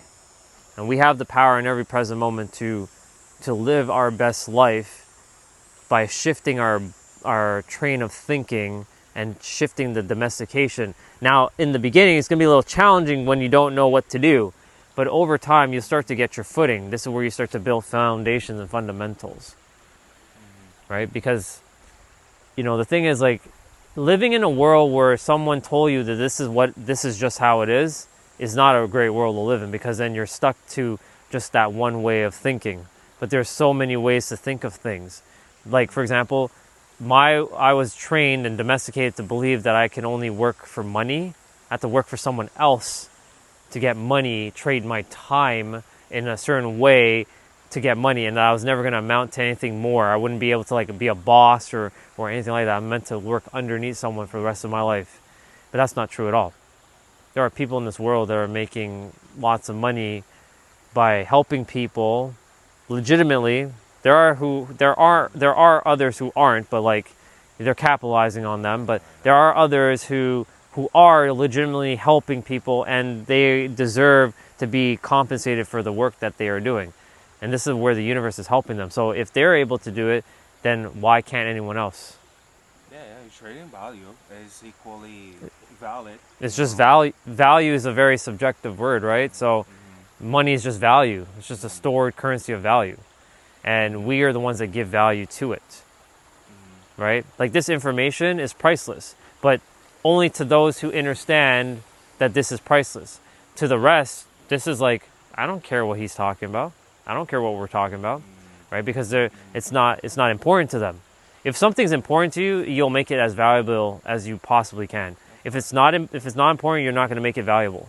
It's just that simple. That's how human mind works, right? This is why, like, people say, well, I want to lose weight, or I want to work out. I'm like, okay, cool. Is it important to you? Well, they'll say logically yes, but I'm like, okay, that's cool. Maybe logically it's important to you, but what about your subconscious mind? Does it see it as important, which is emotions? Yeah, right? Because we all have two different definitions or more of something, like love, success, wealth, whatever, fulfillment. It all comes down to your subconscious mind and what it desires, what it's been domesticated to. And undoing the domestication is going to be the greatest work you ever do, because it allows you to free yourself to give yourself the thing you're supposed to have internally. Freedom, liberation. Yeah, that's it. It's basically, there's even a law based on this. There's even called the law of care, or law, it's the law of care. So like, whatever you care about, whatever you truly desire, you have to put your effort, you have to put your time, and you have to put your attention to it in order for such things, such goal, for it to work. Whatever you want to get, that's what you're gonna get, depending on how much attention, effort, and how's it called? Attention, effort, and time. Yep. One puts on together. And you know, it's fascinating because you mentioned attention. I was saying this earlier, and I've said it, I repeat myself a lot on my streams, throughout my streams, but attention is the greatest currency on the planet. It's not time or money, it's your attention, because everybody in this world right now is fighting for your attention, like on social media. Remember I mentioned to you that there are people who make videos where every 5 seconds there's a scene changing, because they want to capture your attention so you stay there, so you're locked in. There are videos like my video, for example, and like your first episode of the Conversation with Deities, where there is no like changing cameras and this and that and flipping here and doing this thing and transitioning this. Like, it's just one continuous shot, right? That is attention. And a lot of people are losing attention, and they're calling themselves ADHD, when it's really that social media has programmed you to think that you have ADHD because you're losing attention. But you're not losing attention. It's just that's how the system has been designed. Hey, Alina, good to see you. Let me see. They said, indeed, we need attention. We need attention on ourselves, but we're caught to keep attention outside again and domesticated. Yeah. Because like the world, did I share the acronym with you? FACE? FACE? Did I share that with you yet? I believe so, but you can... But I'll repeat it. So there's your focus, attention, concentration, and energy. Where you place your face, where you're facing, that's what you're going to bring into existence, both positively or negatively. So like when someone says, I don't want to be poor. I don't want to be poor. I don't want something. Like say, I don't want. So guess what you're actually saying? You have that indirectly. So the universe keeps giving you that, because you're placing your focus, attention, concentration, and energy on the opposite of what you actually are supposed to have, but you're saying you don't have it. So that says it means that you actually want more poor, so it gives you more poorness. This is why it's so important to frame your words carefully and know what the energy behind the words are, actually the interpretations. The other thing too is when it comes down to, you know, your attention can be weaponized against you. Oh, definitely. And it has been that way through years, through generations even. Even do you know, like, even the word grammar it's the same thing as grimoire. Like grimoire meaning like grimoire is a book of spells for witches. Yeah. So like grammar and grimoire are similar words. Yeah. Even if we're talking about program. Yeah. It's, you know, you're pro, like it, even like all these words, they're associated with witchcraft. So yeah. Like it's all basically a spell. We're talking about we're talking words. We can like, be cursing or blessing without even knowing. And that's a very, very important thing to look into, because like a lot of people just don't even know, like they're using all this magical like spelling, and they're doing all this stuff, and they don't really know, because basically they're unaware. Yeah, they're unaware. And that is also, like, you know, there's also a saying that tells that, you know, everything in the universe is spoken into existence. Yep. And that's a bar. That's a lot of people. A lot of people say this stuff. People that know this principle, they can just create. They can warp their entire reality. You know, Right. They could just like you're doing it yourself. You're aware of that. I'm aware of that. You know. Right. I mean, it's so spell. It's all based on witchcraft. Indeed. And this is all like this is all something that we must look into in an etymological way. Etymology is like the study of the origin of the words. Yes, and I love etymology. Me So too. there's a person named 384. She said when you say our attention is focusing on outside, are you or you are wait you wait hold on. I'm just retyping the question. Rihanna, this is Niger. You're good. Don't worry about the grammar 384. You're good. Rihanna, this is the guy I did the conversations with the deities with. Hey. So I'm gonna do my best to reread that question from 384. All right. So do you mean our attention is focused on others? Yes. So like we generally put our attention always on the outside, but mostly never on the inside. Until like shit hits the fan, but even when shit hits the fan, we're still focusing on the outside. We're not focusing on the inside. That's right. Yeah. A way of looking outside, it will be anthropomorphizing gods. Yeah. Anthropomorphizing? Am I saying it Yeah, right? you're saying it right. Okay. You're saying it right. Okay. That word trips me up too, like to actually say it. It's Yeah, so yeah, trippy, but yeah, you're saying it right. Yeah. You know, just putting equal divinity to things out in the outside. So he's from Venezuela, so he would be considered Spanish, correct? Yes, Yeah, that's correct. yeah. They're just asking your origins. Yeah, Right. yeah. It's important to focus on your inner world and your inside, and where you place your attention inside. Hola, ¿cómo está? Yeah. Where you place your attention inside is what you're going to expect on the outside. As within, so without. Right? Because that's how it works. As within, so without. If you're placing your attention inside to like, people hate me, life is hard, I'm never going to make it, because you've been domesticated that way, and give yourself grace, forgive yourself for that. It's okay. You can always change it. That's the beautiful thing about each of us. We have the power to change in every moment.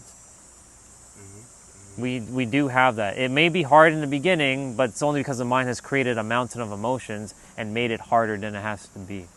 But in reality,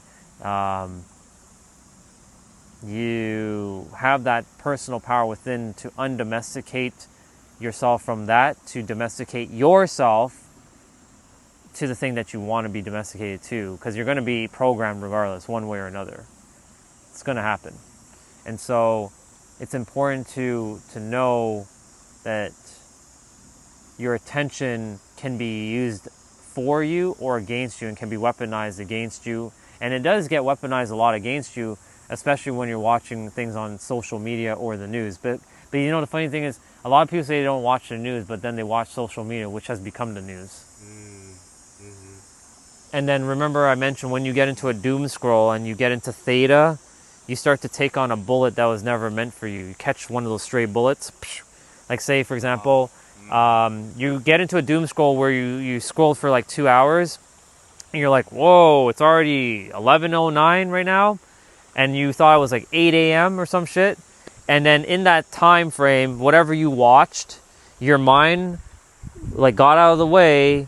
Your subconscious mind is in, because you're now sort of in relaxation sort of mode, but you're also not, because your cortisol is getting spiked up and jacked up, depending on the content that you're watching. And then what happens is then you catch a bullet from someone that they're saying something that was never meant for you, but you took on their truth. Like, for example, I see a lot of people in the dating realm, they're like, men are all men are blah, blah, blah, and women are all blah, blah, blah. And then if you're on the opposite spectrum, like you like a girl and you're a guy, or you like a guy, or sorry, you're like a guy and you're a woman and you see content like that, because I used to run into content like that where men were attacking women and women were attacking men. Of course, there's also content where women are empowering men and men empowering women, which is amazing.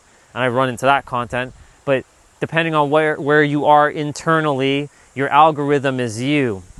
Because the algorithm, the word rhythm, it is spelled differently in algorithm, but it's still the same rhythm of your life. Rhythm is up and down, and it's the law of rhythm. It's one of the 7 Hermetic principles, the law of rhythm. And so life is about rhythm. So where you are and where you place your attention internally is what you're going to have rhythm in your external world. And so your social media feed is based on you, technically. We all made out of information. Yeah, we're data. So like we are what we consume, and that's a true factor. And Indeed. Information itself, like that's mental food. Yep. Which that is something that we also have to look into, besides the food that we eat, because I mean. Because we can be consuming poison. We can be consuming something that will educate us, will enlighten us. But we can choose that. We can choose that, and that also comes to the how's it called, the understanding of, like, the word, for example, discernment, right?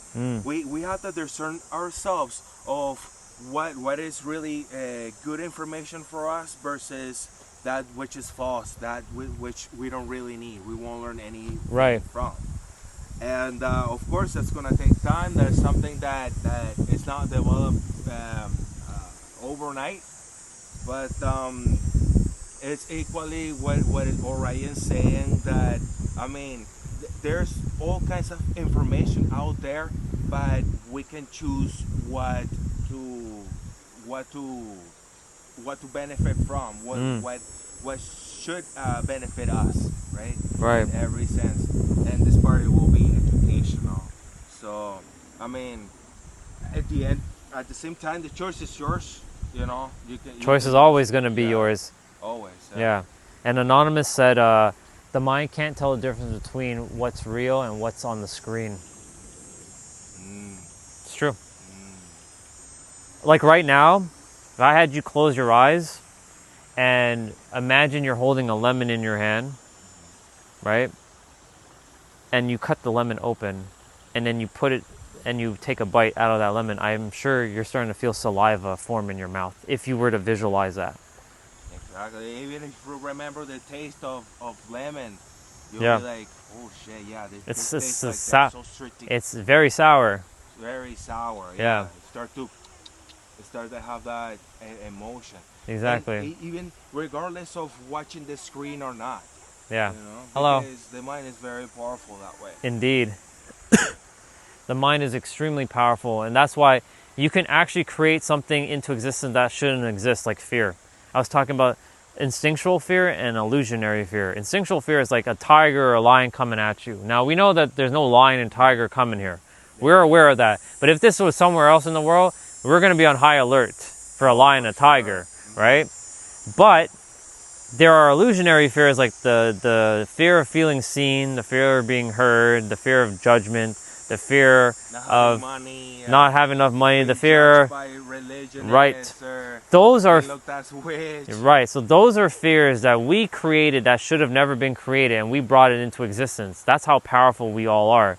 And we forgot how powerful we are, but we bring all these things and then we perpetuate it, because when we keep entertaining the same thing over and over, we're just fueling the fire over and over. So like when someone says, I hate the world, blah, blah, blah, or they're focusing on something, they're just perpetuating what already exists. They need to stop it. So they stop centralizing their attention to that thing, because they just keep reinforcing it like a wall, right? They need to fucking tear down the wall by not giving the energy to it. Imagine most humans start to stop adhering to fear of feeling seen and heard, and everybody starts to show up and starts to be who they are, who they really want to be, right? Someone who someone who may have been hurt but now chooses to show up fully with their true self, like you and I.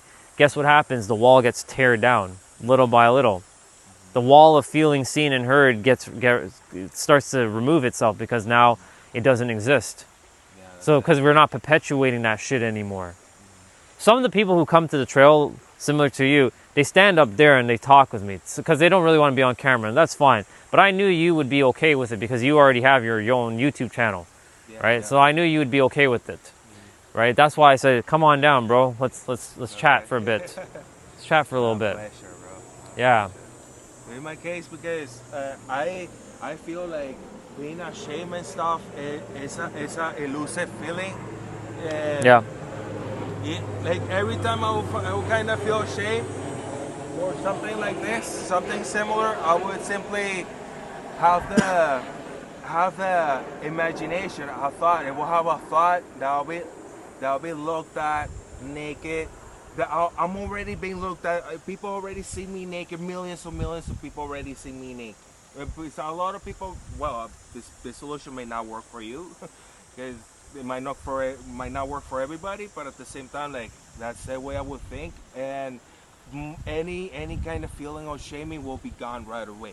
They'll be like, okay, yeah, so millions of people already see me naked. Okay, yeah, this must be nothing. So we just go for it, bro. And that's the reason why I live stream and do what I do, because on my live stream, I dance, I sing, I cook, I clean, I take off my shirt. I used to have body shame. I used to never show my skin at all.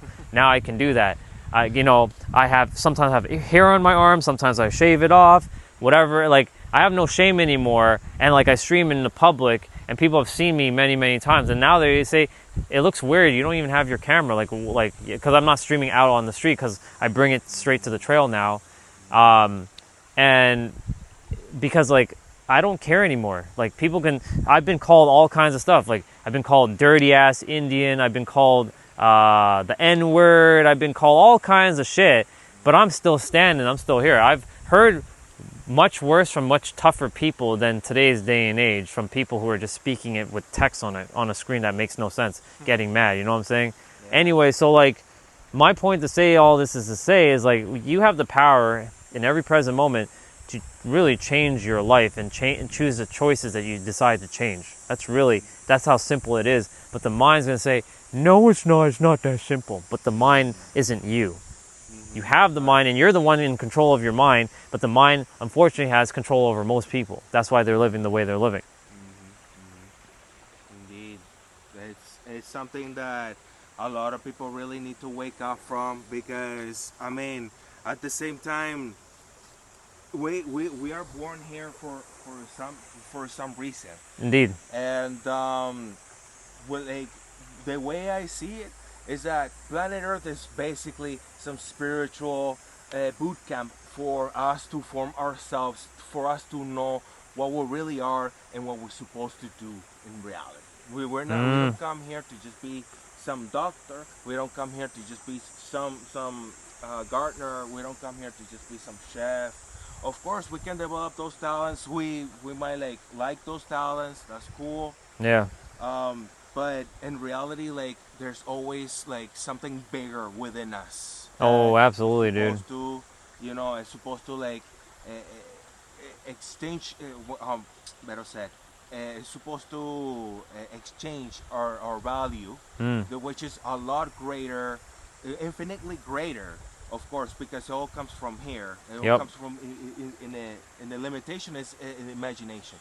So we use those in a harmonious way, thought, emotion, and action, because the mind really is the bridge. It's like, for me, it's the bridge to the spiritual and the physical. That's the way I see it. And I like that. The action. So it is a bridge, right? It is a bridge. It's a bridge. We close our mind. We close our eyes, and because our eyes are actual part of the brain. They're supposed to be one organ, but they come out like it's formation. Man, and we use contemplation. We can create infinity of things. Indeed. I was just thinking, entire empires. We can create anything. Even things that don't currently physically exist is being brought into existence in every moment. That's the reason why we have the power of God within us, the imagination to create or destroy, because we have both powers. Rihanna was saying there's some ducks here, but they're over there. They're right there. Oh yeah. Yeah. There was 8 of them earlier, but there's only 4 now. I saw like another 4 back over there. Oh, so that must be the same. Yeah. So there they are. They're coming. Yeah. I know this kind of energy just attracts all kinds of animals as well, because they know they're peaceful. Yeah. The peaceful vibe.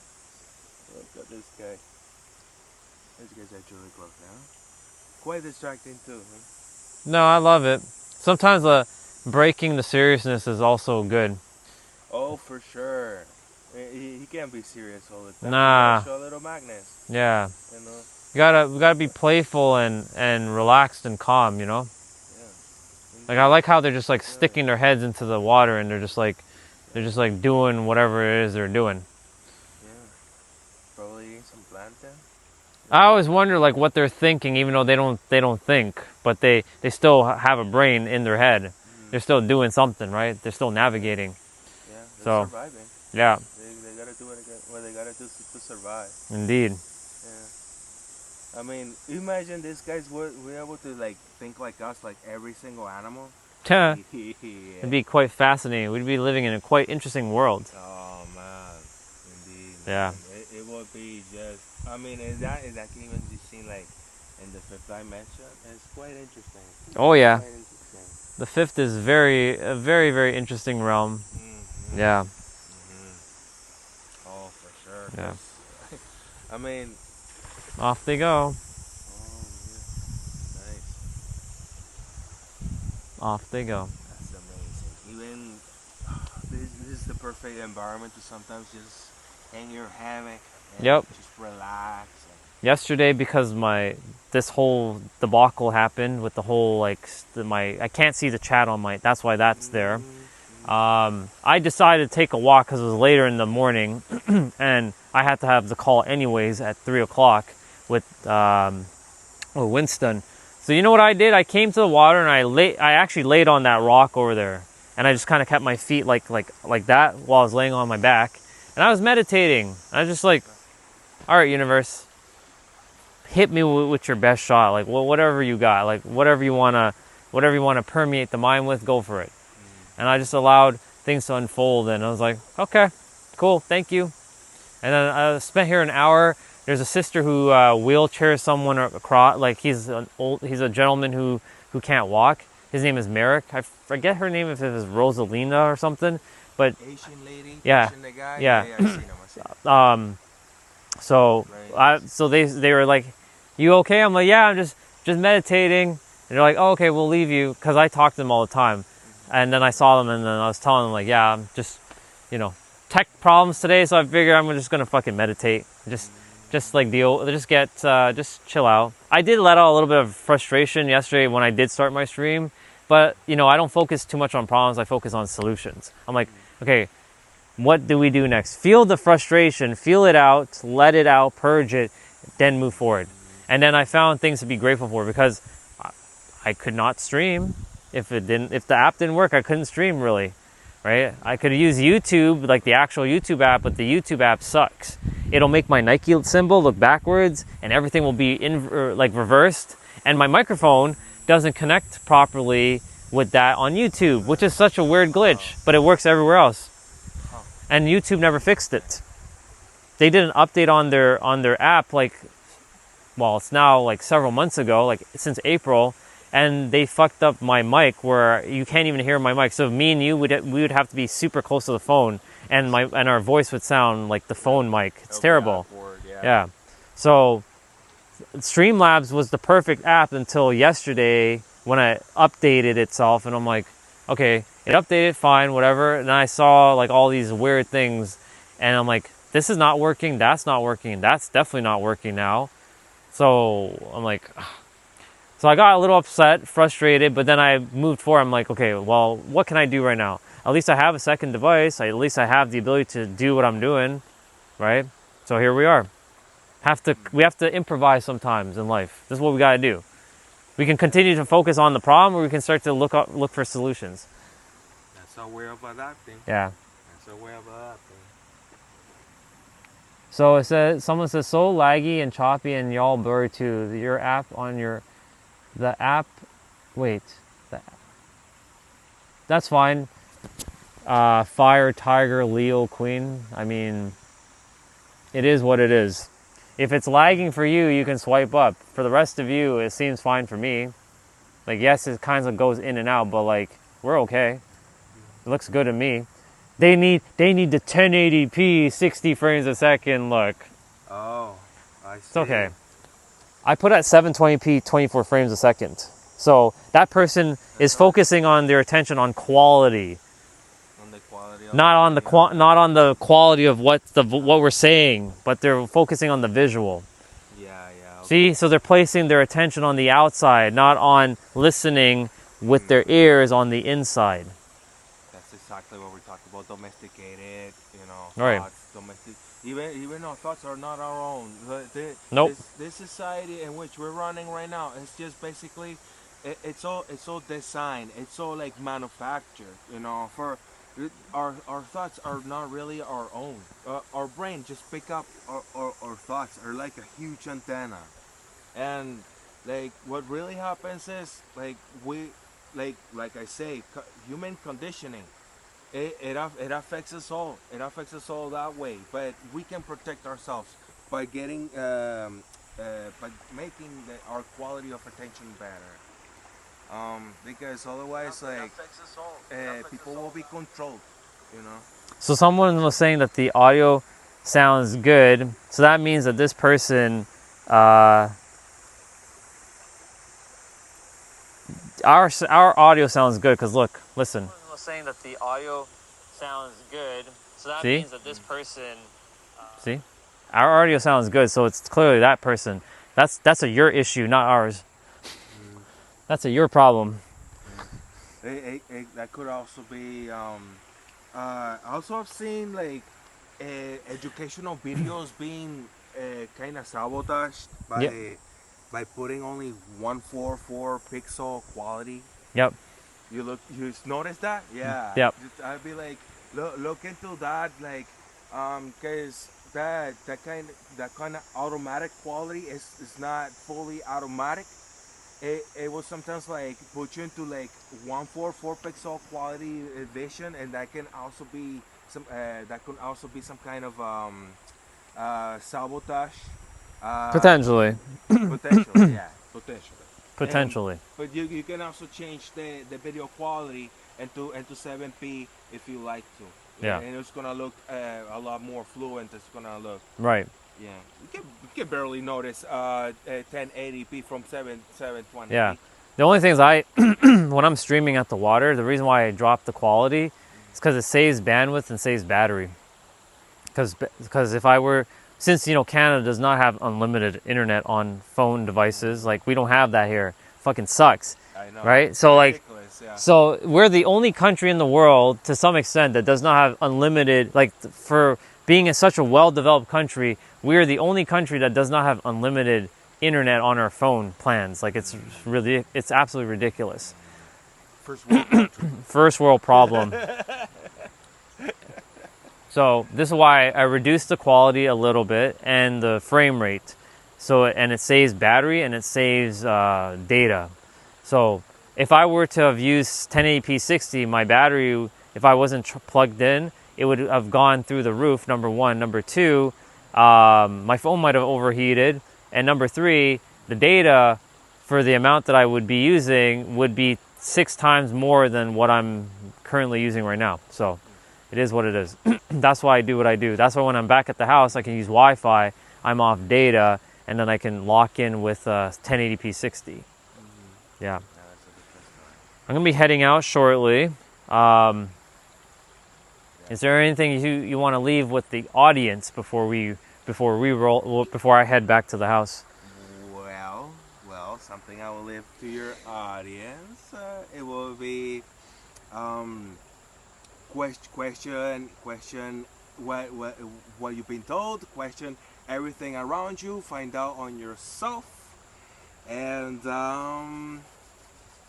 follow your intuition, because your intuition will always put you in a good spot. Okay. I will add to that actually. Your intuition can, but if you're in a really terrible frequency, it will put you in situations that is not going to help you. Yeah. So like, for example, if you're in fear, it can only, think of your intuition like you're downloading from a website, right? And and let's say the website is full of viruses. Oh, okay, poor information. Right. So your intuition is based on your frequency that you're on. So that's why, yes, trust it, but also have discernment, because like it also depends on where are you while you're hearing this intuition within yourself. People who are in fear, they're not going to hear their intuition. That's right. Yeah. People who are in joy, they'll hear the intuition, but also know, like, if it says something of the nature like that's not for you or blah blah blah blah blah, like if it says stay away from that, yeah, stay away from it. If it says, but if it depends on how you feel it, like if you feel it in your heart and it feels like that's danger, stay away, yeah, stay away. If it's like telling you from the mind, that's when you know that's not the right intuition. That's your mind speaking. Yeah, that's right. Your mind and your heart have to agree to what's happening in our around us, because consciousness really is understanding patterns. Yeah. Right? So from inside and outside. So Anonymous said, private equity is destroying YouTube. So the algorithm is against us, but those that seek will find. Indeed. Yeah, that's right. Seeking based on love, seeking based on truth. Yeah. You'll find us in the other side of the wall. Yeah. You know, in the wall of ignorance. Yeah. Ignorance is the greatest disease on the planet. Oh, big time, man. Big time. That thing is, ignorance is, it's like ignorance about the self and ignorance about public affairs. Well, mainly ignorance about the self.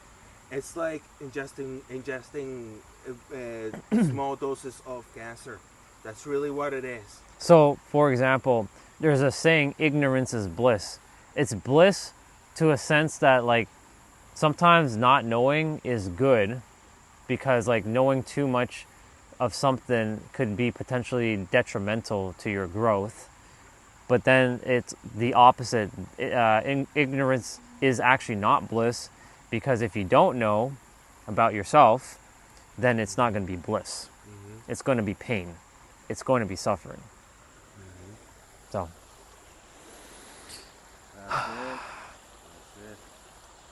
Yeah, the only reason why I'm heading back now is because I got to do my workout. Otherwise, I would stay here longer. But I also know that my phone, for whatever reason too, after several hours, it starts to, the data starts to spin. So this is I know it's my time to start rolling out. I felt intuitively like I got to roll. Yeah, I feel it is great environment. Yeah, man. I was just doing my workout. How far are you gonna ride to? I'm planning to ride, going all the way up to Steels. Oh, okay, yeah. You're gonna go across, Steels and then go down back to my area. Gotcha. So you're gonna go down Steels to Kipling. To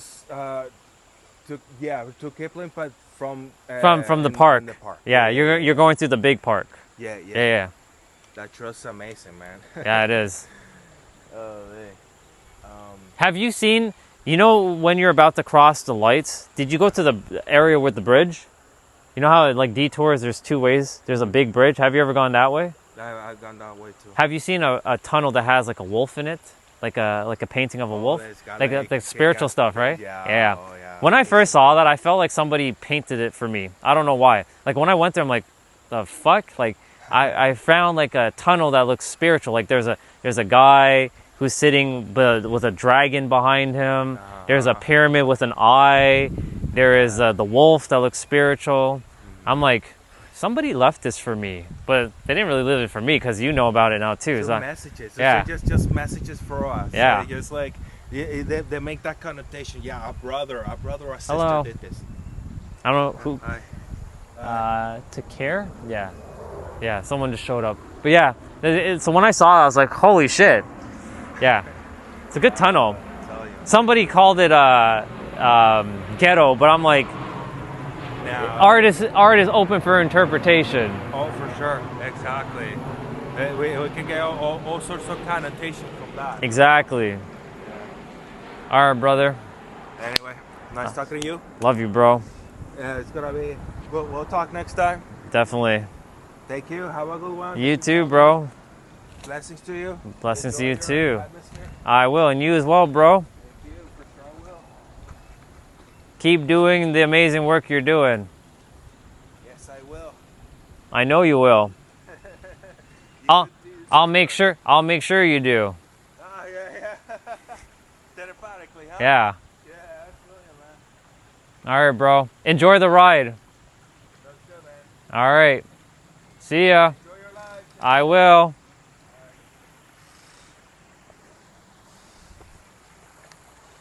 Okay. This is gonna be fun now.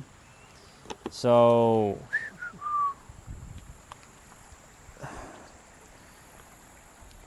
I definitely need to plug in the battery into the tablet. Well, actually, no, I don't need to do that. The battery on the tablet is still at 39%. But if you guys leave any messages while I'm on the walk, I don't know if I'm going to be able to see it or not. That's the only thing. Depending on how I do this, because I got to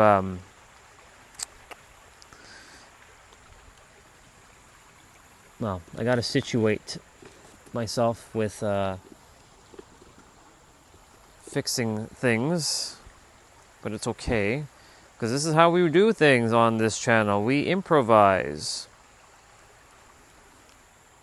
So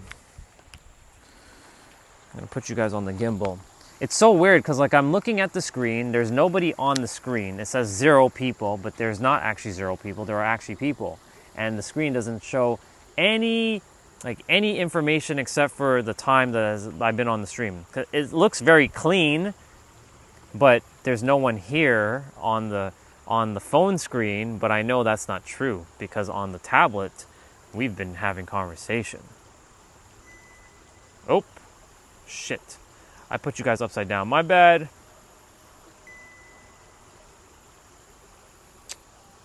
Shit, I got the wrong one. No wonder. I was like, what the fuck's going on? Sorry. I apologize for that. That little spin thing there. Okay. I'm gonna drink some water quickly because I can't hold the bottle, the phone, and all that in my hand.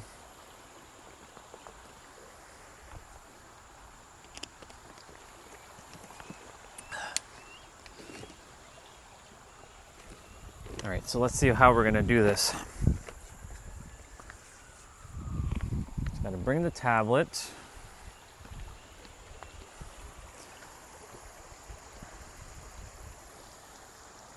Okay, see this is where it gets a little cumbersome. I'm gonna have to find a way to kind of look at the screen while I'm carrying the tablet in the bag and see if anybody leaves a message. Oops, and it's opening up friggin' stuff. Sorry, y'all. Give me a moment. I'm just kind of having a moment with like all this stuff.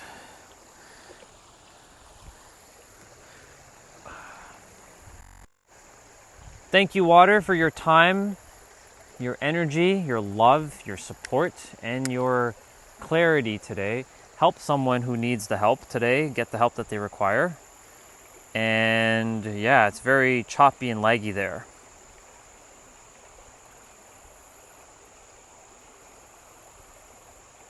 So we're gonna head out and on we go. So now it looks very choppy and laggy. Later, bro. Oh, you too.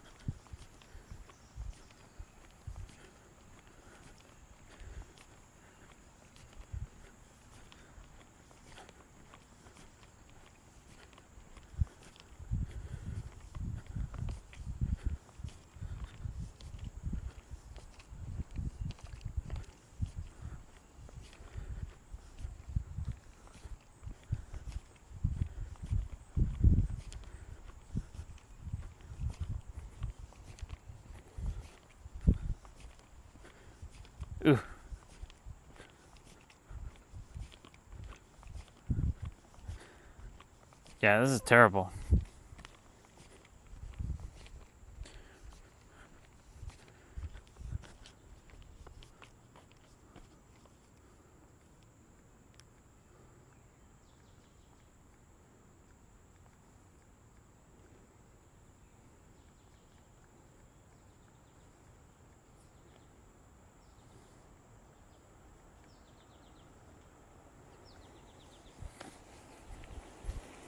Morning.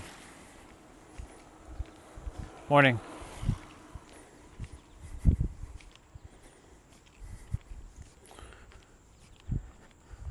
I don't know. Maybe it's working now? I don't know. Let's see.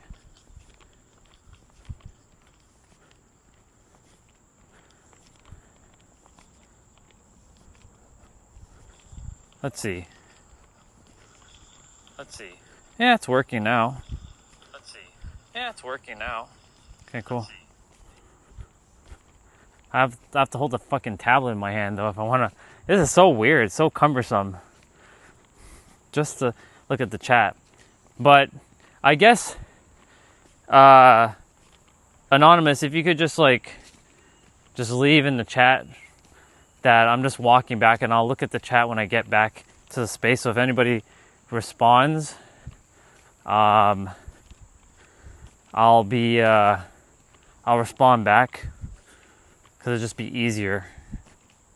And yeah, it's very choppy from the looks of it. Appreciate it. I'm gonna turn the tablet off for now and turn the stream. I'm not turning the stream off, but I'm just turning the chat off, or like the live stream on my tablet off, so that I can just save bandwidth. So maybe the channel or the stream will be a little bit better. That way I'm not using up too much like bandwidth. So it's gonna be a little cumbersome. It's just weird because like I don't see the chat whatsoever.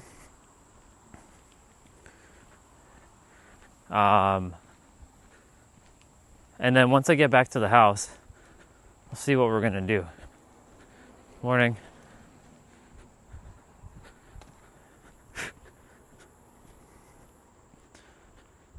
Well, I mean, we're just gonna have to find a way to just deal with that. It's either I finish like the live stream at the water and then I restart the live stream when I get back to the house. Morning. Or like there's two things, and I know this feels so weird because like I know you guys are probably responding to something, but I can't see the messages right now, unfortunately. I turned off the stream on the tablet. It's, you know, Streamlabs, they screwed up, but this is a temporary thing. If this ends up being a permanent thing going forward, then I don't know. We'll see what happens. But I won't be able to stream properly like when I'm out here, because bringing the tablet is not great, because I got to like bring a second device like that's big. If I had like a small phone or something, that would be fine, but you know, I'll see what I need to do. I'll figure out something.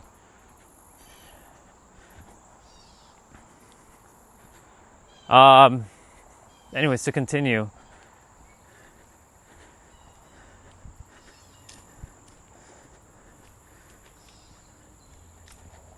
I'm glad that you guys got to speak with him, with Niger. And I know Caillou does the internet, likes to drop his trolly things here and there. But that's his actual name, unfortunately. Like, well, it's not unfortunate, that's the name that he was given.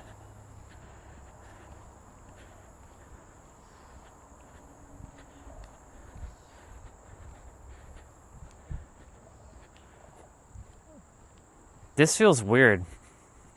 Like there's nothing on the screen. It shows 0 people. Like it just feels bizarre.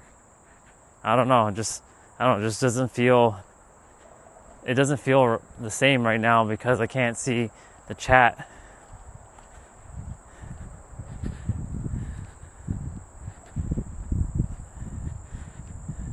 I'm gonna have to like, I don't know.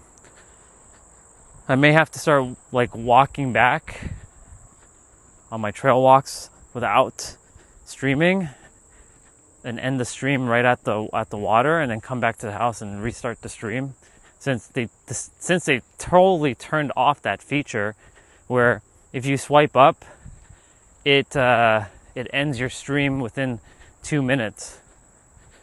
I'm like, come on, you guys had it so friggin' perfect. But you know, the damage is done. There's not much you can do. This is why the mind likes to focus on the problems, the difficulty and the conflicts, or conflicts, difficulty, and problems,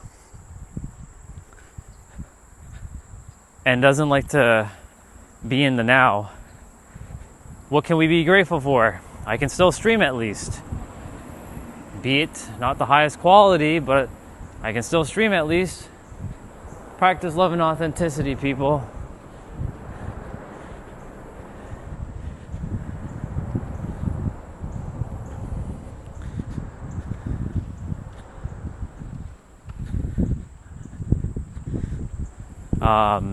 I'm grateful that at least I have the capability to do this. Right? It could be worse, right? There could be a lot of things that could be worse, but that's where we place our focus on the positive. Because where you place it, like, a solution will be made. I know they'll fix it.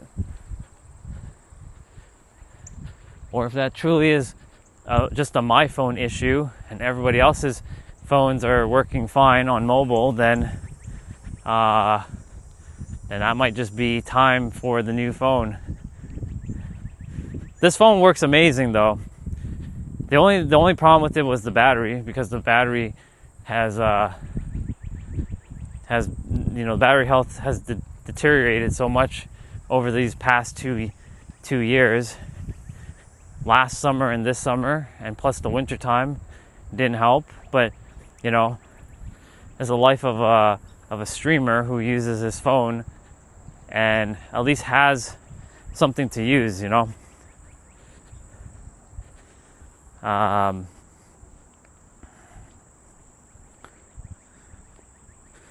So apologies again if anybody's messaging in the chat as I'm walking back. It might be extremely laggy. Hell, it might not even be working right now, but I'm just going with the flow.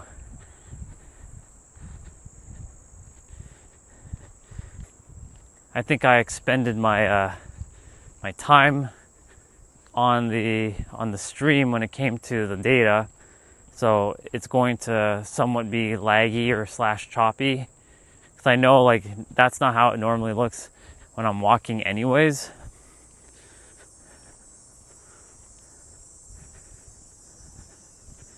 So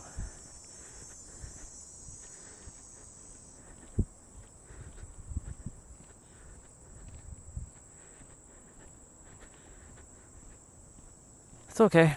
There's always going to be a solution to everything. There's always a solution.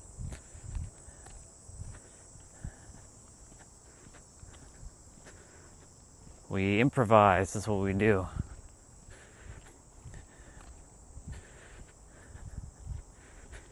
You know what's also going to suck too, though? If the phone overheats and then I don't get the phone back on in time, it kills the stream, like it ends it. Then I have to restart my stream again. I have to start like another stream. And that might be the solution in the interim time, that once I finish out the trail, like that stream is done, and then I do a second stream and call like chill and chat. So we do a lesson and then we do chill and chat. So it breaks it up into 2 different streams a day. That way we know, like, when it comes to the chill and chat, we're just hanging out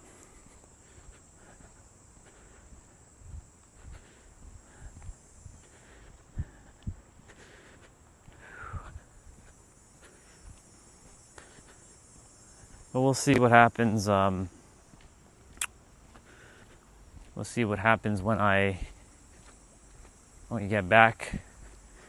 Because I also have to see when I restart the stream if it keeps me in the same like thing, and if I can change to 1080p 60.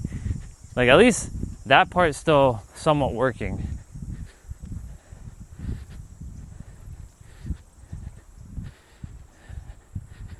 That couple ahead of me is it reminds me of like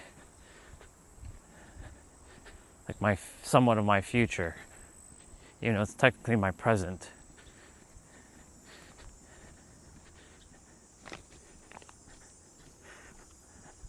Whether they are a couple or they're friends, I don't know. I think they're a couple, but it's nice. I like seeing couples now. You know, I used to hate the idea of seeing people holding each other's hands and couples, because I was domesticated. Well, I domesticated myself because of how like unfortunate, like I never really got the chance to like be in many relationships. I had a couple, and I had the ability to hold someone's hand and kiss them and make love and all that stuff, but I never really got to do like the full extent that I wanted to do or be with a partner, because there's always some sort of like, I don't want you to touch me that way. I don't want you to do this. I don't want you to do that. I'm like, fuck, man. Then what's the point? Like, that's what happened in my last relationship, where she was my ex. She was, you know, she had her own ways, and that's why our love languages didn't match, because she didn't want to be touched on her face. She didn't like being touched in her like her head much.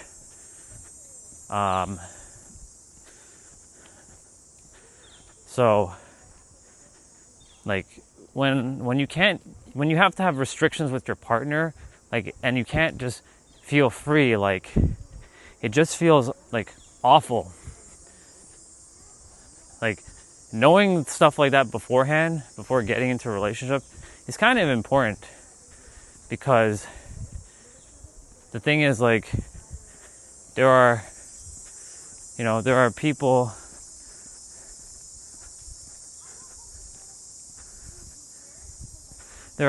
who are just not compatible when it comes to relationships. So it's important to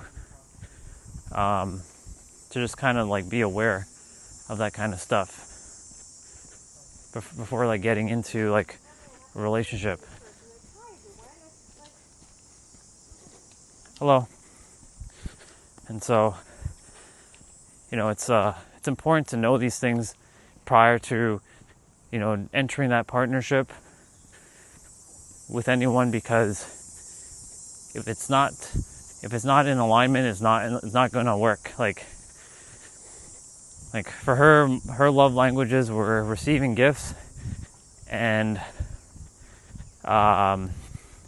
quality time. Back then, I didn't really want quality time, to be quite frank. I wanted physical touch and words of affirmation. But now, my love language has changed. I definitely still like physical touch, but I don't need words of affirmation. I give that to myself. It's still nice to hear it, but I give all that to myself. And so, quality time now has become, you know, one of my main ones, but at the same time, like, even if that doesn't happen, I'm okay, because I give myself quality time. I give everything to myself, really. So, morning. So I myself am not lacking like anything, because I've given everything to myself. So how can I be lacking? Right? That's what I was saying earlier. It's important to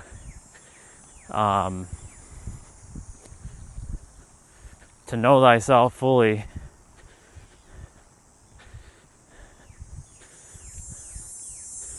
so that way you can navigate the world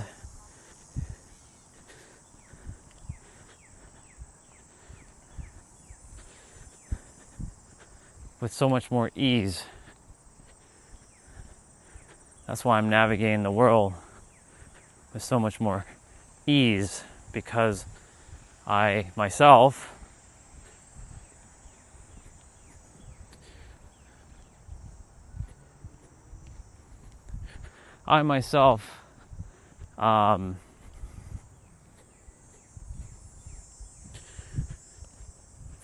lock in totally with myself. It's just weird right now. I'm like still looking at my screen thinking that there's people there, and there are, but at the same time I don't know if it's working because it's just weird. They fucking broke everything. God damn it. So frustrating. Technology, man. Fucking technology. It's okay. It's okay, Orion. You'll be back at the house in like 25 minutes. You can deal with it.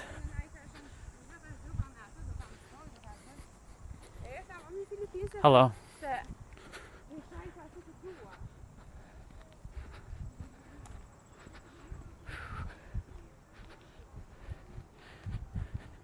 I guess this is time for a song. Making my way downtown, and I'm homebound. I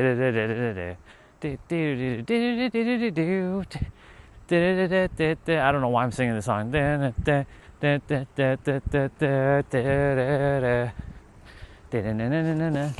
And I need you. Well, it's actually, I don't need you. And I don't want you. I get to be with you. And I don't want... Yeah, if I could fly, no, it's when I fly. It's no, that I can fly. Shane, morning. Have a great day. Thank you. And so, it's all about like,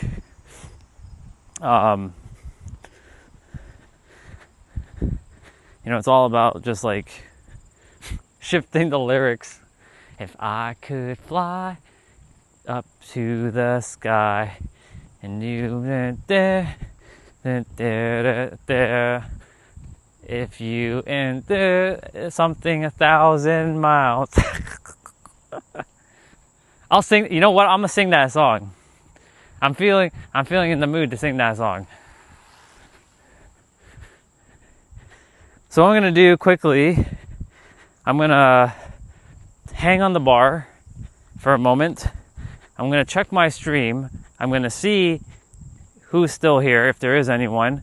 I'm going to just respond to any messages, and then I'm going to continue my walk, put the towel back in, and be on my merry old way.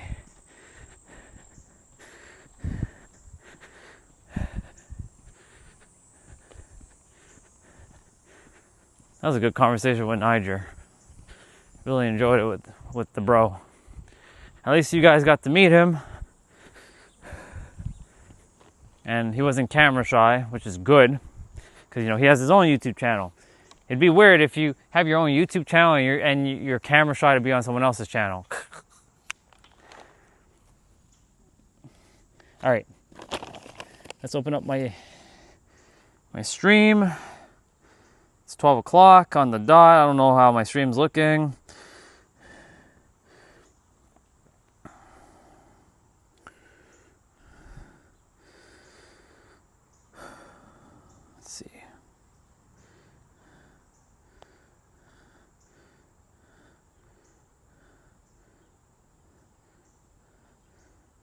Okay, so there's Jeanette. Hey, Jeanette.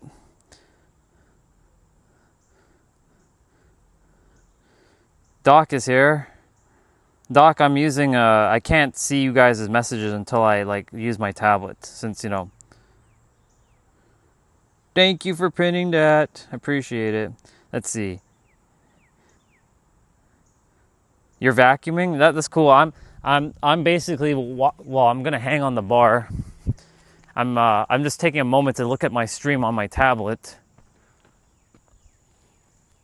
I know you said 1 sec, so I'll just hang for a moment.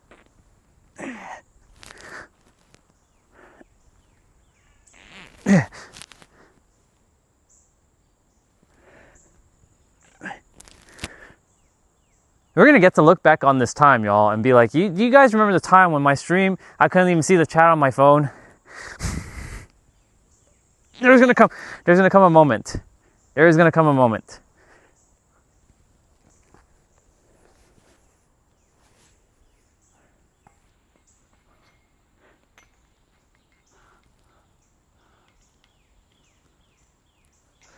We don't want to hang like that. We want to hang upside down.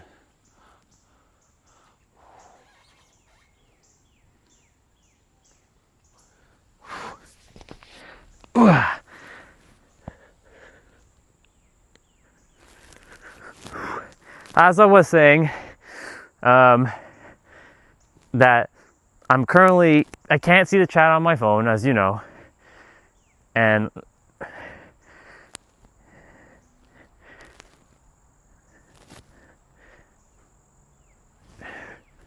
why am I swinging?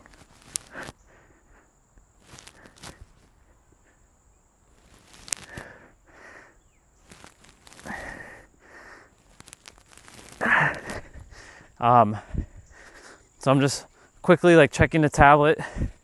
I brought it with me. Let's see. And yep. Okay. You guys can leave your messages. I'll check it. But I'm turning off my my tablet again as I walk back to the shadow of the valley and the something. So that song I was singing was Vanessa Carlton, 1,000 Miles. Even though horrible rendition of Vanessa Carlton, 1,000 Miles. If I could fall, wait, if I could fall into the sky? Or is it I can fly into, I think it's if I could fly into the sky, you and I, something time. You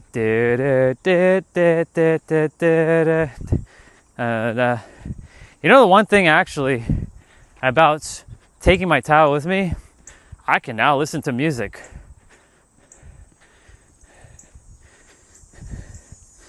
And guess what? It's starting to rain. Little drops here and there. Nothing serious, but you know.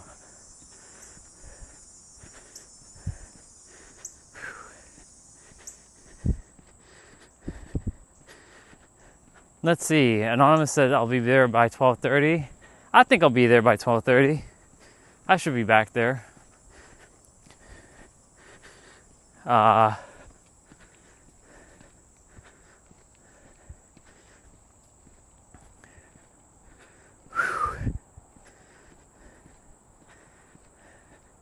Today's talk was good. I liked it. A little unorthodox with the tablet, but pulled it off. So I'll have to make sure every day until this is sorted out, or until there's a solution that can be found, because it'll be interesting if it's just a me only glitch. Because like what happened with Streamlabs, when you used to, before the update, if you made a scene, it always included the chat. But now when you look at the scene, it doesn't have a chat. You have to put a chat box, and I put the chat box in and it still didn't work. I changed scenes and the chat box still, I put it visible and invisible on the stream. Like you can see it, like I can see the chat, or I can see something, but nothing, no one, like I typed this morning like test, just on like a test stream, and it didn't work. So I'm like, it is what it is. So like now I'm just kind of talking. I know that you guys are there, but I can't interact with you guys until I'm back, because unfortunately, due to the update of the app on iPhone, and I don't know if this is an iPhone issue, I don't know if this is a my issue. I sent the ticket in. I might have to send another ticket in, even though I know what it feels like to get those tickets. They're really annoying. but I trust other people have sorted it out. I'm gonna have to look up if anyone has that same problem, but I don't know. This feels like YouTube all over again, where my microphone issue happened and it never got solved, and it just basically became it just perpetuated.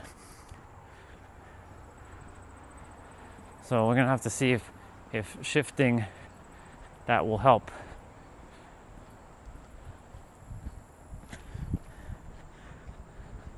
Shifting devices. I'm definitely gonna get an Android phone to stream. I'm not gonna stream on an iPhone. It doesn't make any sense to stream on an iPhone. It's so limited. And at least with Android, I can side load apps until they take away that feature.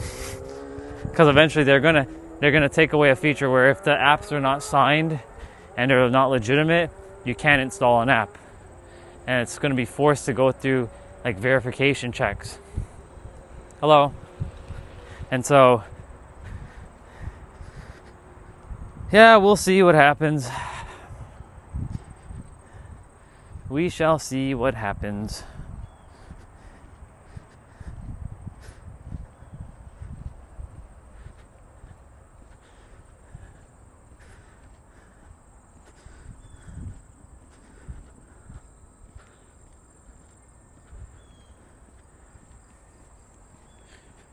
$12:08.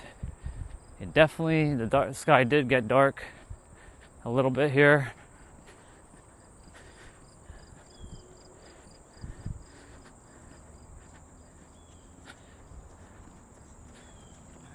Have a great day.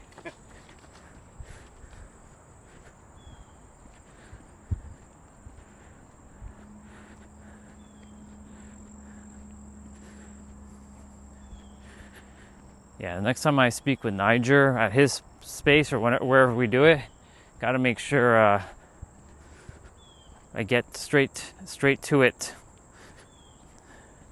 Because he's like, share the story. I'm like, oh man, the story, goodness gracious, like it's gonna be a lot. Because he wanted to know like the origins of everything. That in itself is like crazy. Wait, what? Where she must have been in the grass, because I clearly didn't see her. There was a sister that was just riding a bike that I usually say hello to, but I didn't see her. Unless I literally lost consciousness for a moment and I was talking and she passed by and I didn't even notice her. If that happened, oh my goodness. I hope hope I'm not losing my awareness. I don't think so.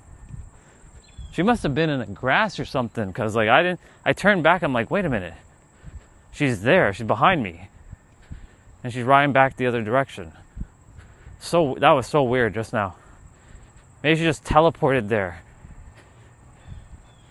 Maybe she was always there the entire time, I just didn't see her.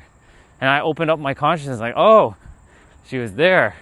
Because you know, when your consciousness is not as open, you don't see as much.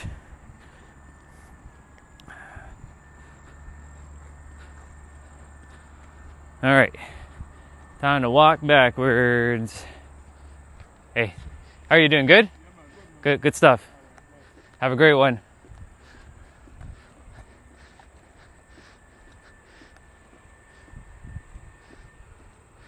That was nice of him.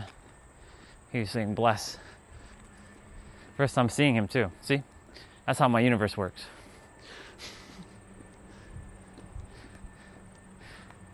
Now, if technology could just work admirably, but I think there's a little bit of still old patterning when it comes to technology. I'm expecting the worst with technology, so I have to like chop that belief out of my system that technology always works for me. Technology never falters.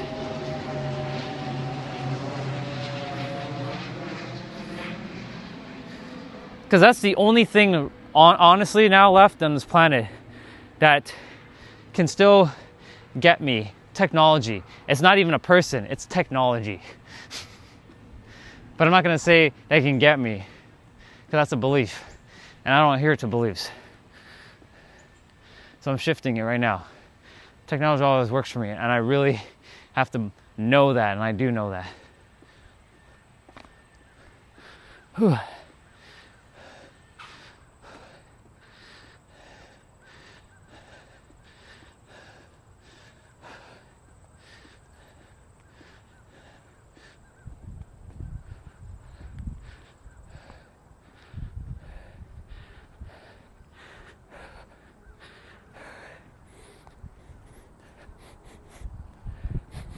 What is that smell? Oh, it must have been the garbage, because it didn't last that long. We're gonna go. Yesterday when I walked back in the morning, or well, actually afternoon, because I spent from 12 p.m. to 1 p.m. at the water, just meditating, visualizing, essentially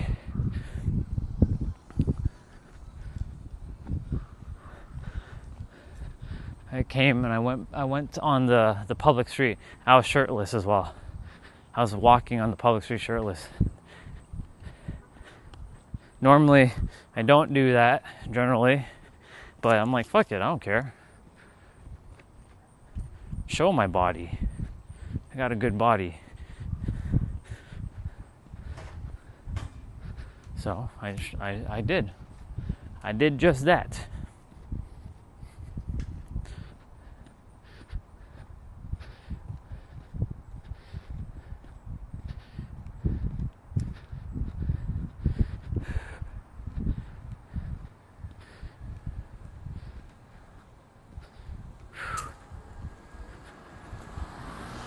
I am going to walk to the left.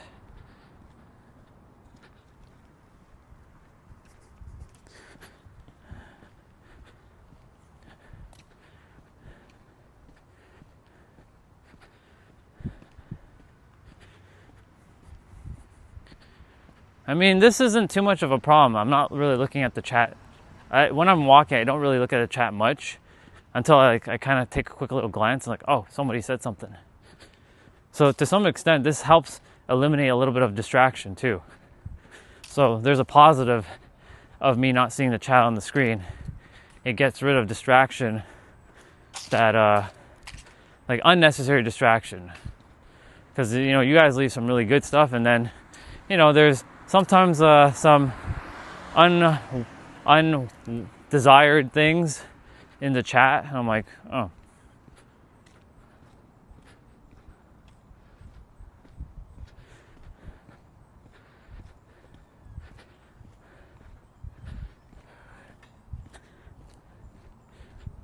Hello. Have a wonderful day. Thank you.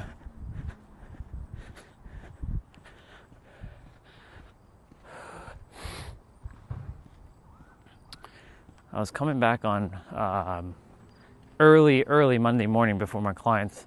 There was a woman with her walker who was standing over there on that side, and she just like waved to me, and she was like,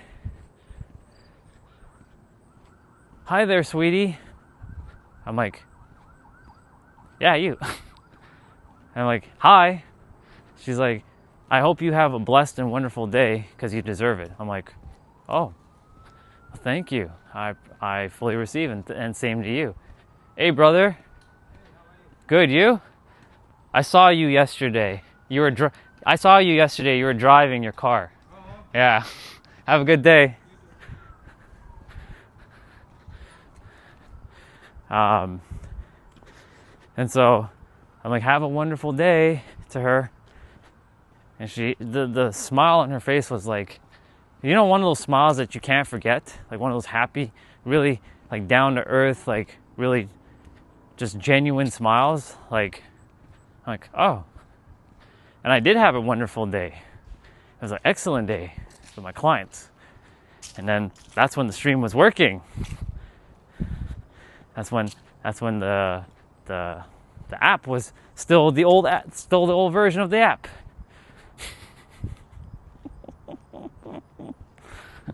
And then Tuesday morning hits and we're like, what the fuck is going on here? I was supposed to have this talk yesterday, but you see, everything works out the way it's supposed to.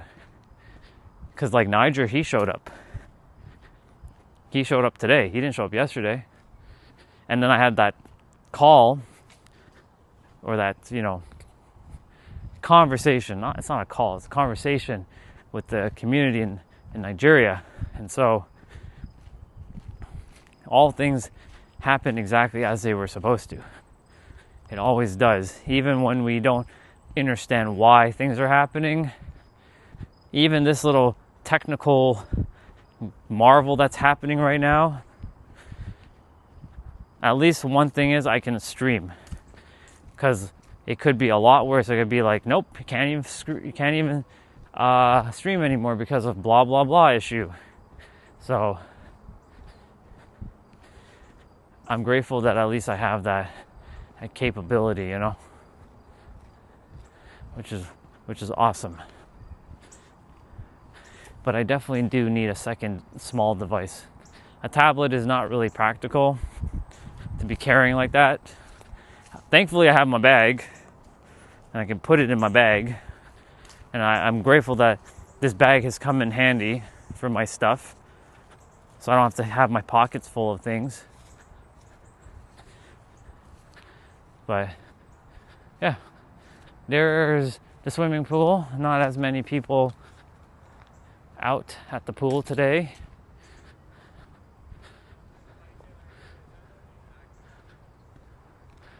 This would be a perfect fucking day to go play basketball. I keep forgetting, why don't we just go play basketball one day? Gotta play at least one time. Like when September hits and there's like a cooler morning, I'm going to play basketball. That's what we gonna do. Or it's gonna be one of the later days in August. I'll cut through the grass now.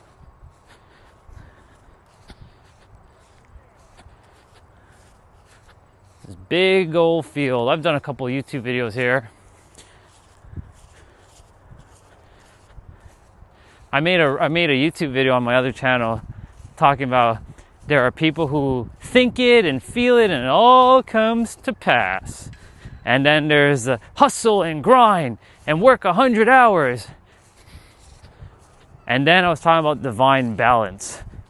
Knowing that you have to take both and apply it. You can't be all thinking and feeling and nothing happening in the physical. And you can't just be taking all action and you don't feel and think. Be, do, have. It's always a trinity. Be, do, and have. Be, do, have. Be, do, have. Or have, be, and then do. Because you must have it already. Then walk from that state of being and then take the action and do it. Even though the order is usually be, do, and then have. But you have to have it. Because if you really think about it, I've dissected that thoroughly. I'm like, but if you have to be, then do, and then have, then theoretically, being it is not really having it. Because being requires you to still you gotta have it, know what having feels like, then be it, or be, have, and then do. That could be the better order. Be, have, do. Not be, do, have. I don't know. It's interesting.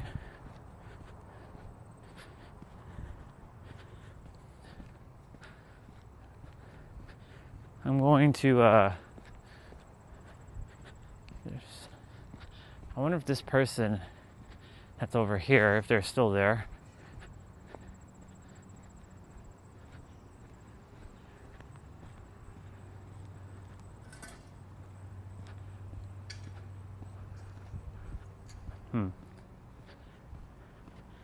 I wonder if he's here. I'm gonna ask these guys a question.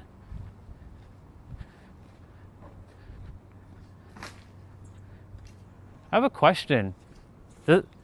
Is the guy that's living there, is he still there? What happened to him?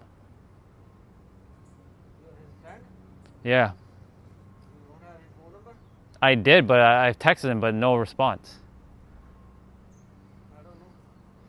He's not there now? Guy before here. Huh? I see one guy before here. Maybe last year. Yeah, But not now. but not now, huh? Okay. Thank you.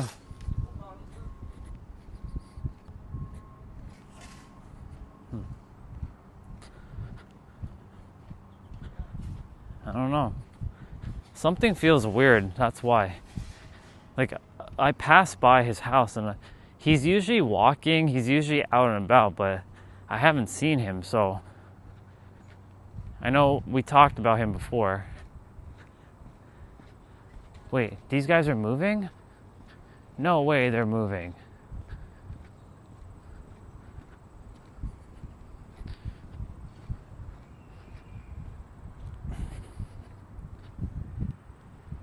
Car coming. Gotta wait. Gotta wait. Yeah, I'll just stay on the side. It's fine. It's fine. It's fine. It's fine. It's fine. It's fine. How are you? I'm good, thank you. Enjoy your day. I will. Like I said, he used to walk all the time here, so I haven't seen him since, I don't even know, like maybe October or November last year. But he's definitely not at the house. And they're digging up, like, the yard, so either he moved away with his family or something actually did happen to him. And my intuition's telling me he's gone for some reason. Just like the other guy who also passed away, who needed my help a year ago, and he needed to have like help to his electric scooter, his mobility scooter, because like their house has been completely cleaned, sterilized, and there are people who are selling things in the house because it was him and his mom. His mom was like older, so she must be in like a like retirement home, and he's no longer there. So two things either happened: either they moved away, but if they had moved away, they would have taken their stuff with them, and that was not the case. It was sold. And the house was cleaned. So 2 cars are left there though. A Camaro, an old school Camaro that looks ripe for the picking, but you know, the wheels are flat. My dad's friend is over. See the white car there. I'm almost back at the house, y'all, and I'll turn the stream to 1080p 60 and I'll turn back on my tablet. And we'll get right to it. I got an upper body to do, so I want to tackle that probably now. Get that done and out of my way before I eat anything. Plus, it looks like it's going to go kaboom at some point. Anyways, like my intuition told me, like, yeah, they're no longer here. And the fact that like that other brother just told me, like, yeah, he hasn't been here, or that guy, I haven't seen anybody here, clearly tells me that something went up. So this is why I'm saying, like, you never know who's going through what, and when someone goes, like, that's it, it's a wrap.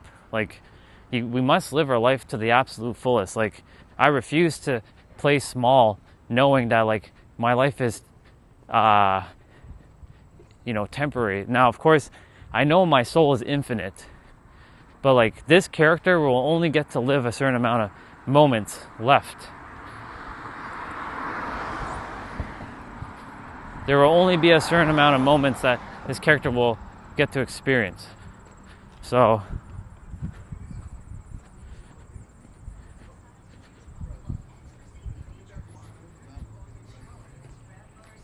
hey, you're done.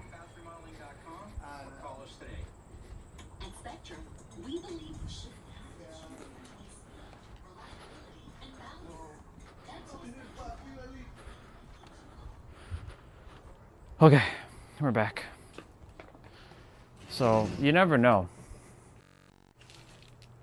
Alright, so I'm going to quickly turn the stream to 1080p 60 and see what the hell happens. Uno momento.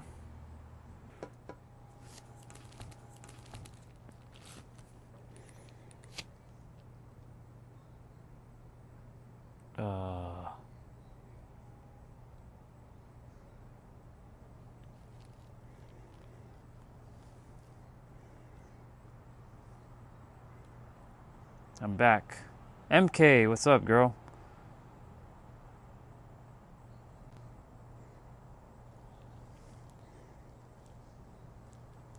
Test, test, test. Test, test, test. I'm not quite 1080p 60 yet. Test, test, test.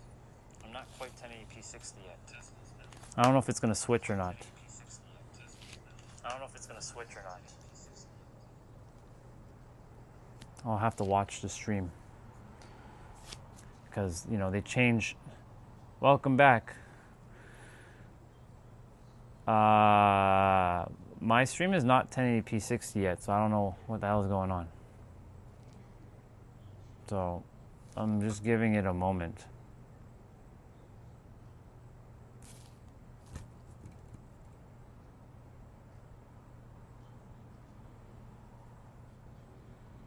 Nope, still kind of laggy. So I get to test another thing to see if it's working or not, or if it's broken. Because yesterday I started with 1080p 60. So if it doesn't switch, then that means they broke another thing.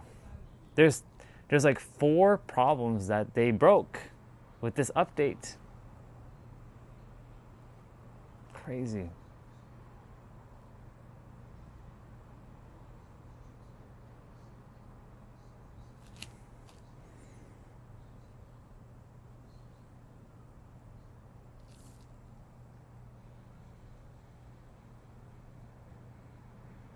I'm gonna restart the stream one more time. Unless it kicks in, I don't know. One sec, y'all.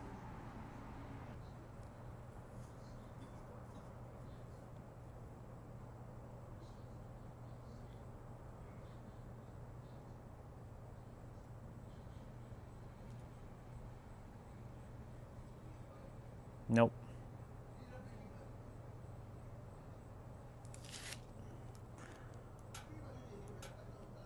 I was debating that, but it didn't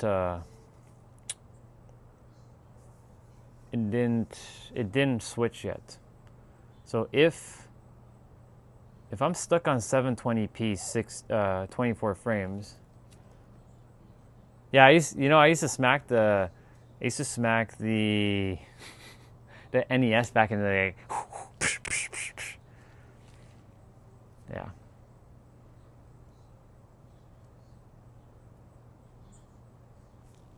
I might have to restart the stream.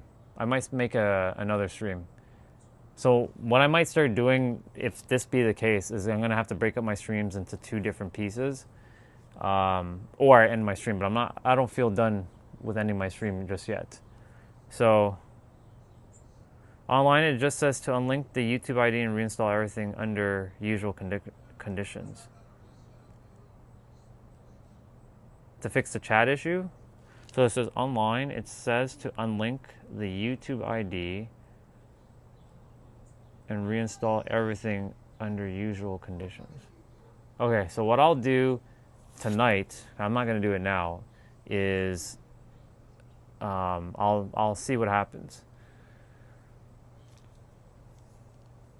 and then we'll go from there.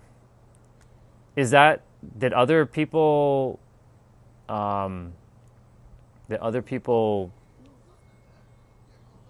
am I saying? Did other people report this as an issue for them too? And I'm gonna just double check now something quickly on my computer, because it could just be my tablet.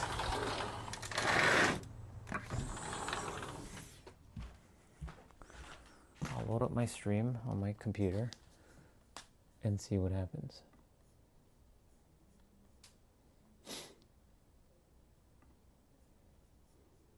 See what happens. Wait, what? Yeah, it's gonna be hard to tell if I'm...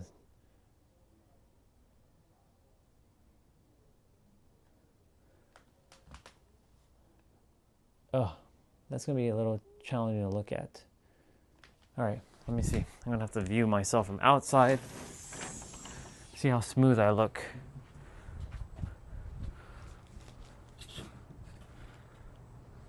Nope, I'm still not 1080p 60.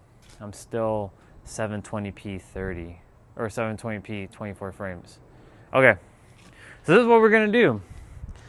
We're gonna start another stream.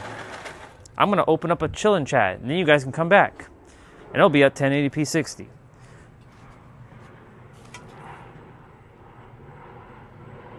Okay, so yeah, I'm gonna restart. I'm gonna do another stream. I'll call it chillin' chat, because that's what we're gonna do. So if I'm gonna have to like end at the stream and then, you know, do all that, then I'll do that. So that means there's gonna be 2 streams per day. So I'll be right back, y'all. I'll see you in a moment for our next stream.